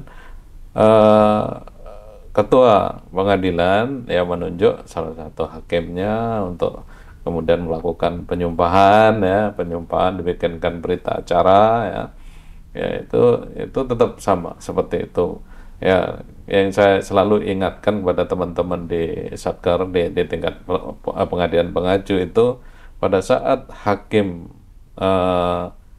melakukan penyumpahan itu yang pertama yang harus ditanyakan itu kapan ditemukannya surat ini. Karena itu berkaitan dengan hitungan jangka waktu. Masa waktu. Iya, ininya. Itu yang kadang-kadang saya lihat di berita acara itu malah nggak tercantum. Padahal itu yang ditegaskan penting gitu ya. Sering-sering teman-teman di ini tuh lupa atau bagaimana ya. Itu yang nggak muncul gitu ininya, sehingga di Mahkamah Agung sendiri agak bingung ini kapan nih ngitungnya itu ininya. Ya, itu yang terjadi seperti itu ya. Sehingga selalu kalau saya sosialisasi ke daerah, saya selalu sampaikan kemudian masih banyak terjadi pengadilan pengaju misalnya ada alasan novum ya, dia menilai substansi dari ini bukan novum, ini novum dan sebagainya, sehingga dia mengirimkan penetapan, ketuanya mengirimkan penetapan bahwa ini bukan novum ininya. Itu nggak boleh sebenarnya. Jadi kalau dia misalnya kalau di pidana ada di dalam berita acara pendapat dia nyatakan boleh aja gitu. Tapi nggak boleh ketua nyatakan ini nggak novum, nggak perlu berkas, nggak perlu dikirim ininya gitu. Justru yang diuji kan pendapat dia yang itu bukan novum itu kan diuji lagi di Mahkamah Agung gitu. Jadi makanya ada beberapa SEMA yang diterbitkan ya terkait dengan novum misalnya ya. Itu yang menyatakan bahwa pengadilan pengaju tidak boleh menilai substansinya. Itu ini suratnya bukan novum misalnya kan ininya atau bukan. Terus kemudian dia menyatakan tidak memenuhi syarat formal gitu ya. Yang dia harus ini adalah jangka waktu pengajuannya. Itu udah memenuhi syarat nggak ininya kan? Karena semua alasan PK itu kan ada jangka waktunya beda-beda kan. Kalau masalah novum sekian, kalau yang masalah lain sekian dan sebagainya kan ada diatur itu di Undang-Undang Mahkamah Agung itu kan diatur. Itu kemudian berkaitan dengan PK peninjauan kembali ini juga saya selalu ingatkan kalau peninjauan kembali yang lebih dari satu kali. Ya satu lagi karena kan dimungkinkan kan orang mengajukan peninjauan kembali lebih dari satu kali, tapi alasannya hanya satu. Alasannya adalah karena adanya pertentangan antara putusan satu dengan putusan lain. Dan putusan ini kalau menurut SEMA terkait dengan rumusan kamar yang ngatur itu tidak hanya satu lingkungan saja, misalnya perdata sama perdata, tapi juga perdata sama tun, perdata dengan pidana dan sebagainya. Antara dan peradilan. Dan juga bukan hanya satu tingkatan, bisa antara putusan kasasi dengan pengadilan tingkat pertama itu bisa juga ininya. Itu pun juga ada. Nggak boleh kemudian ketua pengadilan mengirimkan penetapan bahwa ini tidak memenuhi syarat formal karena tidak bertentangan antara putusan ini dan putusan ini. Kalau jangka waktu boleh, tapi kalau dan itu ternyata banyak yang pengadilan tingkat pertama mengirimkan penetapan seperti itu, berkas tidak diajukan, sehingga akhirnya ada rumusan kamar itu. Jadi kita bisa simpulkan yang ada rumusan kamar itu biasanya sudah beberapa kali terjadi gitu ininya. Jadi ini nggak benar, akhirnya dirumuskan kamar itu supaya ada keseragaman. Ada keseragaman. Ininya kan rumusan kamar itu kan harus diikuti oleh pengadilan kan, pengadilan lain, kemudian itu supaya ada kesatuan ini pendapat kan ininya kan. Itu. Baik Bapak, jadi pada prinsipnya proses pengajuannya, proses kemudian hak-hak dari pemohon dan termohon itu adalah sama. Masa waktunya juga baik kasasi maupun peninjauan kembali itu 60 hari juga. Ketika sudah diputus oleh Mahkamah Agung, ada kemudian pengiriman kembali ke pengadilan pengaju. Berkas sudah diterima oleh pengadilan pengaju. Apa hak-hak dari ketua pengadilan sebelum dilakukan pemberitahuan terkait putusannya, Pak? Sebenarnya bukan hak, kewajiban. Kewajiban ya. Kewajiban dari pengadilan kan ada dulu surat panitera ya. Itu udah lama sih itu paniteranya pada zaman itu Pak Madirawa atau sebelumnya bahkan kan itu ada surat yang meminta pengadilan untuk meneliti terlebih dahulu sebagai quality control quality control sebelum memberitahukan ke pihak-pihak. Apabila ditemukan ada kesalahan ya kesalahan ketik atau kesalahan misalnya ada nomornya yang salah atau yang PN-nya yang salah atau dan sebagainya, itu kewajiban untuk kemudian memberitahukan ke Mahkamah Agung, bahkan mengembalikan itu untuk di renvoy ya. Renvoy itu yang yang kewajiban dari pengadilan tingkat pertama. Ketika ternyata quality control itu sudah dilakukan dan ternyata juga masih ada kekeliruan dan didapatkan hal itu,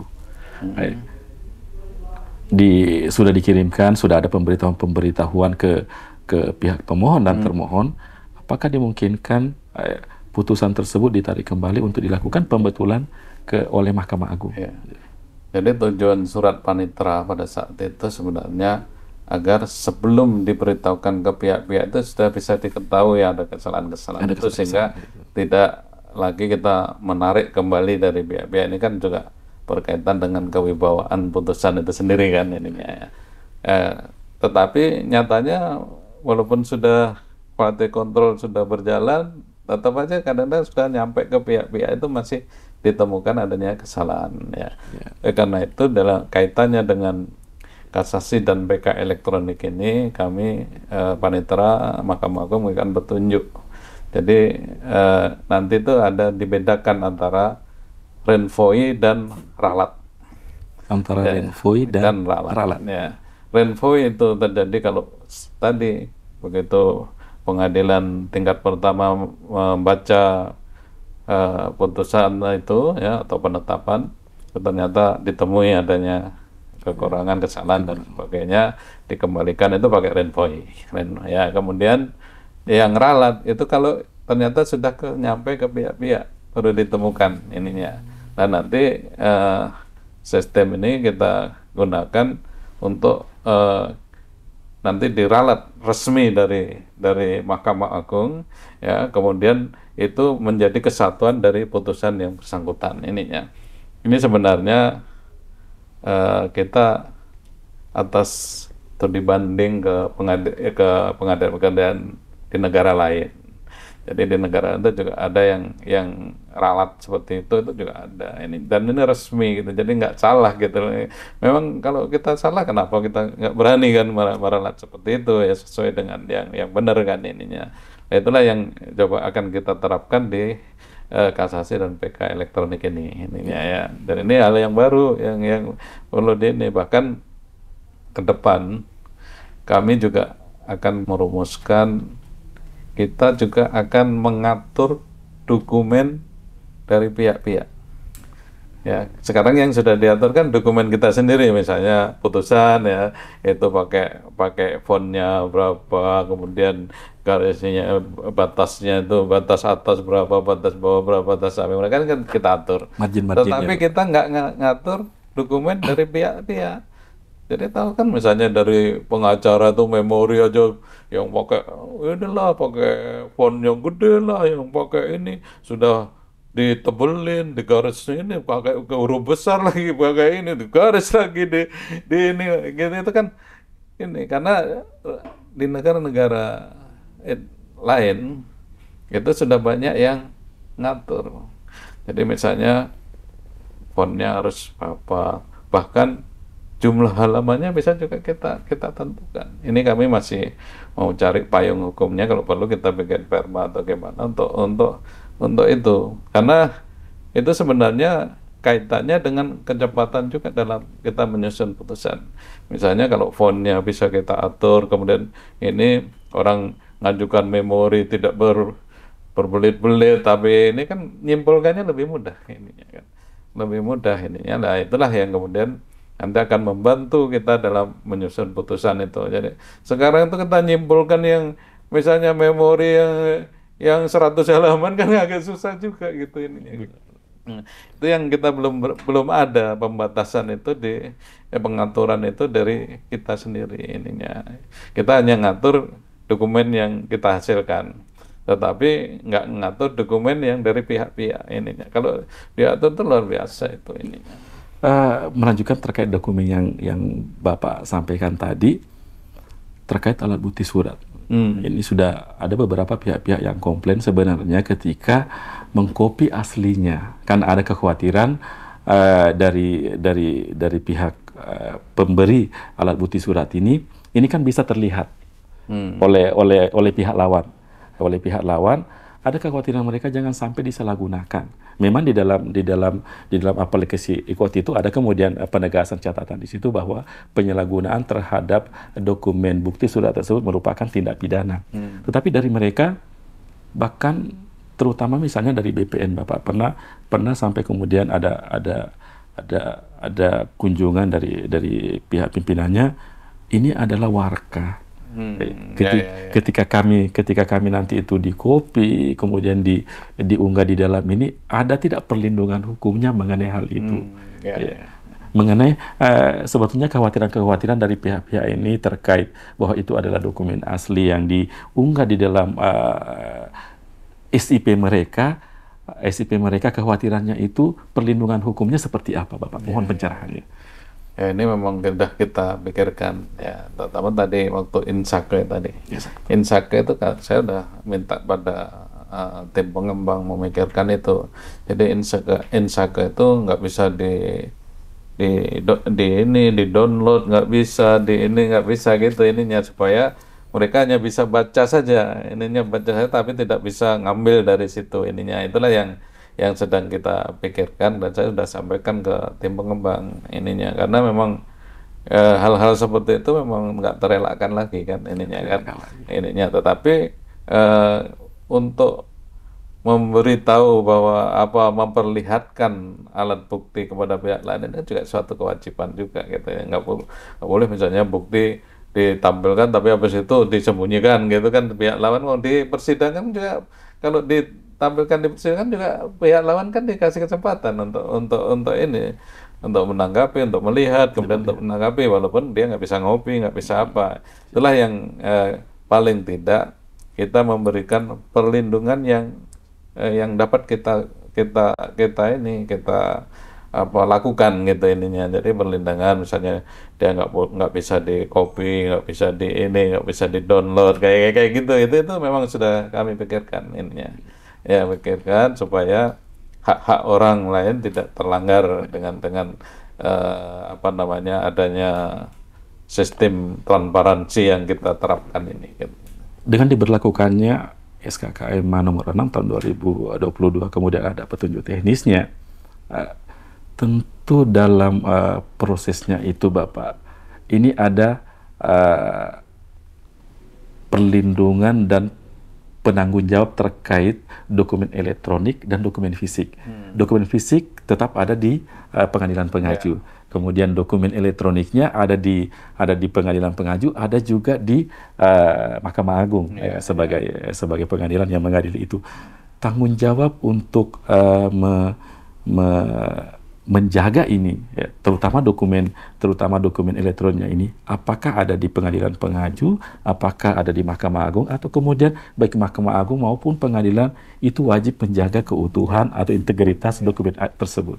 Kalau dokumen fisik itu tentu karena berada di pengadilan pengaju, itu kewajiban dari pengadilan pengaju untuk menjaganya. Jadi makanya ke depan kami juga sedang diskusikan mengenai pengarsipan, baik pengarsipan yang selama ini secara fisik kita lakukan, ya demikian juga pengarsipan secara elektronik. Itu akan kita coba diskusikan, kita atur bagaimana untuk pengamanannya dan sebagainya, itu kita akan diskusikan, dan saya sudah mulai ke sana gitu ininya, karena kita proses dokumennya kita atur, kemudian pengarsipannya pun nanti akan kita atur ininya. Jadi ke depan tentu arsip itu kita lebih mengandalkan arsip digital kita gitu ini daripada arsip yang di Mahkamah Agung sendiri. Itu bayangkan kalau setiap tahun itu 80.000 berkas gitu, 80 lebih kan itu berkas. Bagaimana kita ngatur yang arsip manualnya kan ininya. Dan ini kan kita punya gedung arsip kan di Pulau Mas itu ininya. Itu kami pelan-pelan selama ini yang mengelola itu malah bukan kepaniteraan gitu, malah bagian umum gitu ya. Sebenarnya kan dari dulu kan di Satker kita di tingkat pertama berbanding bagian umum itu kan dia punya kewajiban untuk menyiapkan sarana prasarana, mendukung ininya kan, tetapi tanggung jawabnya kan tetap di kepaniteraan hukum waktu itu kan ininya kan. Nah ini di sini juga akan pelan-pelan kita coba ambil alih gitu ininya, karena dokumen itu kan karena dokumen hukum kan, ini kan penting gitu ininya. Ini kami sedang proses itu ya, untuk pelan-pelan kita ambil alih ininya. Ya memang sarana prasarana mereka yang menyiapkan, sekretariatan yang sebagai apa namanya pendukung kita untuk teknis kita ya, tetapi sebenarnya tanggung jawab arsipan itu juga harusnya berada di kepaniteraan gitu ininya. Itulah yang akan kita lakukan. Jadi memang banyak PR kita sebagai panitera di sini luar biasa gitu, dan mudah-mudahan sih bisa kita laksanakan, tentu dengan mana prioritas dulu lah kita lakukan. Jadi itu, jadi tanggung jawab ini. Kalau yang elektronik ya dua-duanya, jadi yang ada di Satker di pengadilan pengaju ya pengadilan pengaju yang mengamankan, yang di kita amankan ini ya. Karena data elektronik itu kan luar biasa. Jadi kami di Mahkamah Agung sudah punya tempat penyimpanan data yang aman. Jadi kami punya apa namanya, data server, backup data di server. Batam ada, kemudian di Denpasar juga ada. Jadi kalau misalnya ada hal yang terjadi di sini yang kita nggak inginkan, itu backup kita masih ada gitu. Dan itu memang isu yang utama mencuat pada saat kita menerapkan elektronik, itu kan isu keamanan kan, keamanan data, keamanan itu kan isu itu kan masih ngikutin. Dan kami udah di Mahkamah Agung sudah pikirkan itu. Pertanyaan terakhir Bapak, bagaimana ketika terjadi permasalahan-permasalahan baik di pengelolaan administrasinya maupun di teknis persidangannya. Di dalam KMA tersebut di 207 itu mengatur tentang mitigasi kendala administrasi dan mitigasi kendala teknis. Pencerahannya mengenai pengaturan tersebut. Jadi memang karena tadi ya, karena kita sekarang itu tidak ada berkas fisik yang dikirim hanya dokumen elektroniknya, tentu ini kan risikonya kan besar. Ya, kalau risiko kan harus ada mitigasi risiko kan. Kalau ada indikator risiko berarti harus ada mitigasi risiko. Kebetulan di SKKMA itu juga sudah diatur mitigasinya. Kalau misalnya ada masalah dalam pengiriman berkas secara elektronik, itu jangan langsung mikirkan mau ngirim fisiknya. Dipikirkan dulu ada nggak media lain yang bisa digunakan. Ya, kalau di SKKMA 363 itu kan juga itu bisa pakai media lain, pakai POSL bisa, pakai WhatsApp pun bisa. Ini juga seperti itu.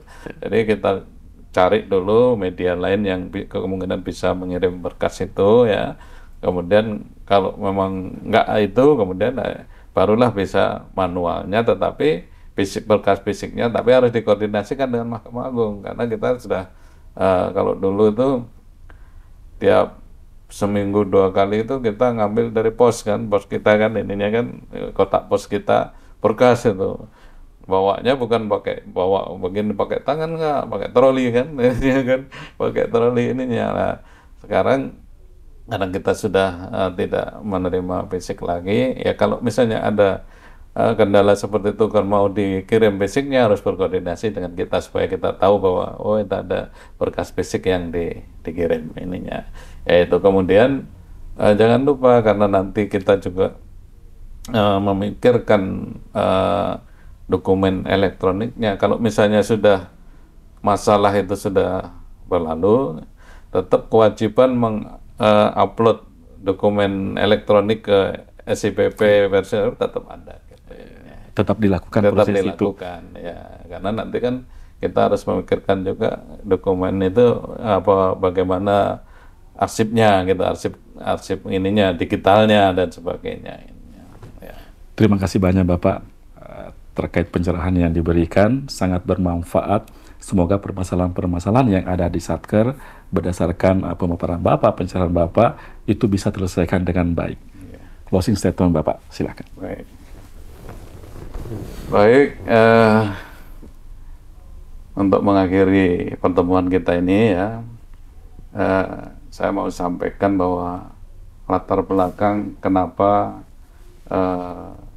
diatur mengenai e-code, mengenai kasasi PK elektronik dan sebagainya.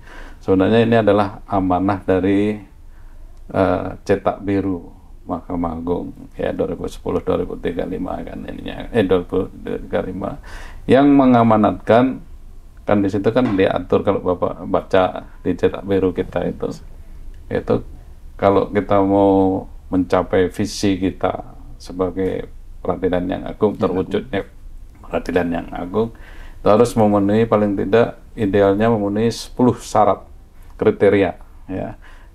Kalau kita baca 10 kriteria itu, paling tidak 3 atau 4 itu terkaitan dengan tata laksana administrasi perkara ya, yang harus secara cepat, sederhana, biaya ringan, kemudian terkait dengan pengadilan modern ya, yang berbasis teknologi informasi. Ininya informasi juga terkait dengan informasi yang transparan dan sebagainya.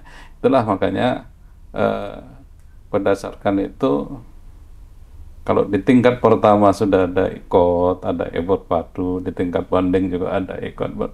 Kenapa Mahkamah Agung belum melaksanakan elektronik kan, kasasi dan PK elektronik? Oleh karena itulah kita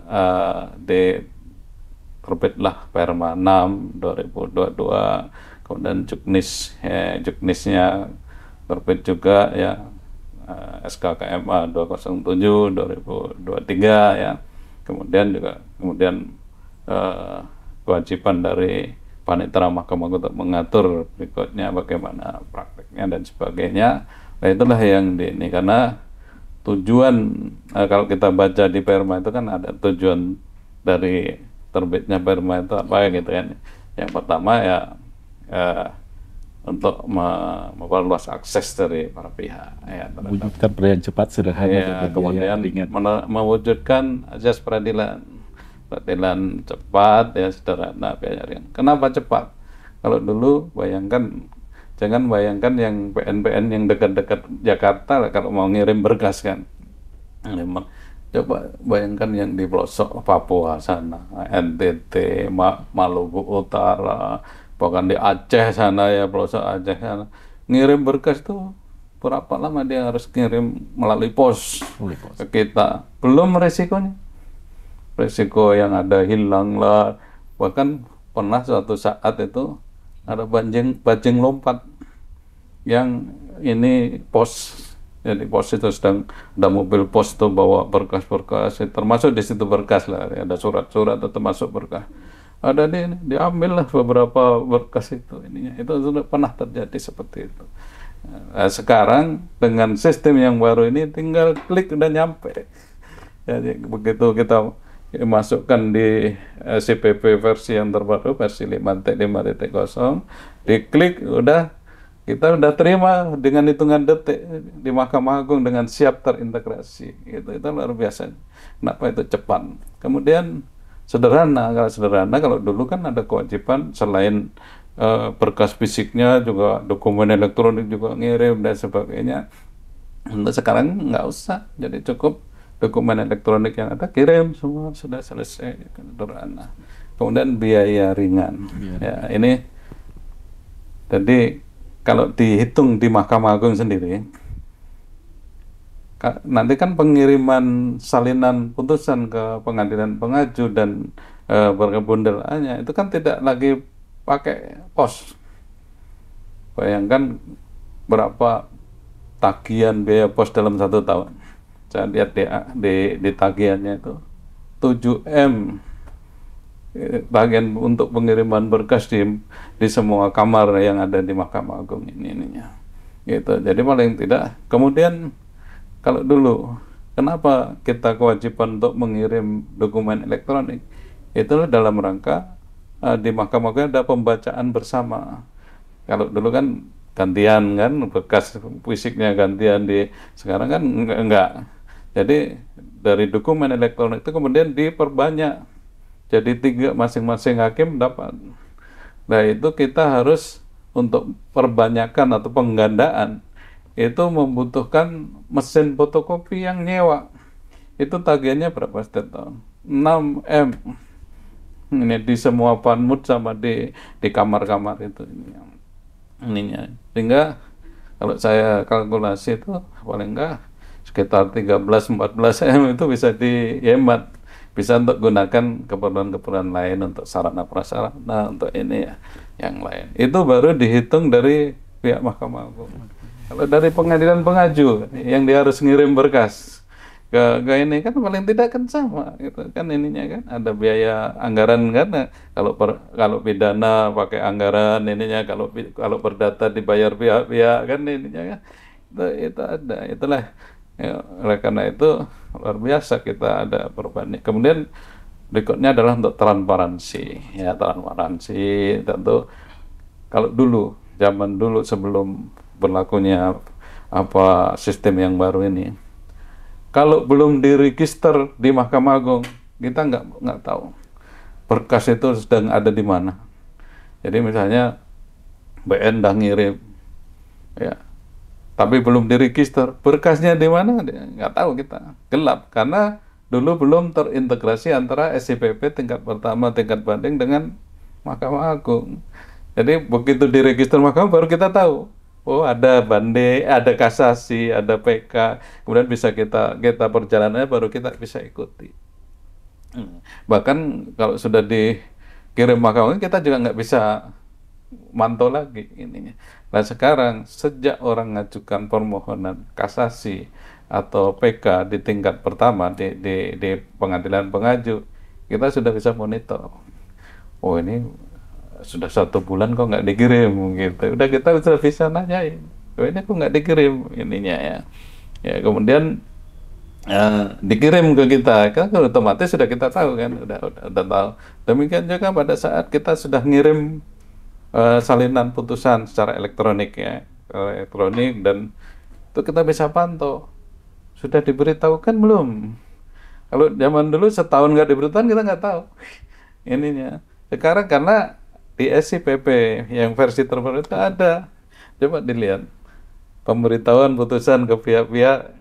Ini pemberitahuan putusan kasasi atau PK ke pihak-pihak itu harus ada di situ baru berakhir. Jadi pada awal kita tim pengembangnya membuat aplikasi itu belum ada itu. Terus saya bilang dianggapnya sudah salinan putusan sudah dikirim udah selesai kan ininya. Saya bilang oh enggak, itu belum selesai. Saya bilang selesai kalau dia sudah beritahukan ke pihak-pihak, ada datanya di situ. Itu baru selesai, saya bilang gitu. Nah, itulah yang kenapa kita ini kemudian ini juga seiring juga ya, selain kita juga tadi tujuan tadi juga untuk modernisasi peradilan ya, baik di Mahkamah Agung maupun Badan Peradilan. Ini juga searah juga pada saat saya beberapa hari setelah dilantik. Saya dilantik itu 31 Januari 2024. Saya ingat banget karena akhir bulan kan ya. 2 hari kemudian kita sudah meluncurkan moto kepanitraan Mahkamah Agung. Motonya apa? Monas. Apa itu Bapak? Modern dan berintegritas. Modern dan berintegritas. Ya. Dan itu sama, bahwa kita harus modern. Tetapi modern aja nggak cukup. Modern tapi tidak berintegritas itu malah bahaya. Kita bisa gunakan macam-macam untuk sewenang-wenang kita. Tapi modern dan berintegritas itu dua-duanya penting. Ininya di Mahkamah Agung utamanya. Ya, saya kira itulah yang jadi tantangan saya sebagai panitera. Dan ini kami sedang nyusun model kayak di Badilum juga ada kan dashboard yang bisa memonitor. Ini kami kan punya 7 panmut, panitera muda. Kemudian ada kamar ya, kamar perdata, kamar pidana, kamar militer, kamar tun kan. Itu kami akan bisa monitor dari ruangan saya ini lagi dipersiapkan oleh anak-anak ya. Ini di layar di sini, nanti kita begitu ada orang nanya perkara ini kita bisa telusuri. Ini macetnya di mana, masalahnya apa, masalahnya langsung saya bisa komunikasi dengan masing-masing panmutnya, masing-masing kamarnya gitu. Ini itulah yang kita sedang persiapkan, nanti mudah-mudahan ya, lama lah sebelum kami pengen pada saat ulang tahun Mahkamah Agung itu ikut kasasi dan PK sudah siap ya. Kemudian kita juga sudah bisa monitor secara otomatisnya di ruangan saya. Itu ya, mudah-mudahan minta doa restunya ini ya. Insyaallah. Amin, Bapak. Ya, saya kira itu yang bisa saya sampaikan. Mudah-mudahan kasasi dan PK elektronik ini bisa terlaksana sesuai yang kita harapkan. Dari closing statement Bapak dapat disimpulkan bahwa Mahkamah Agung sekarang ini menerapkan peradilan modern berbasis teknologi informasi dengan tujuan untuk mencapai peradilan cepat, sederhana, dan berbiaya ringan, serta memberikan kemudahan akses pelayanan kepada pencari keadilan. Kira-kira seperti itu, Bapak. Sobat Badilum, sangat bermanfaat pencerahan yang diberikan oleh Bapak Dr. Heru Pramono, Sarjana Hukum, Magister Hukum. Semoga pencerahan tersebut dapat menjadi pedoman kepada kita semua untuk melaksanakan proses persidangan dengan baik. Salam podcast Ditjen Badilum.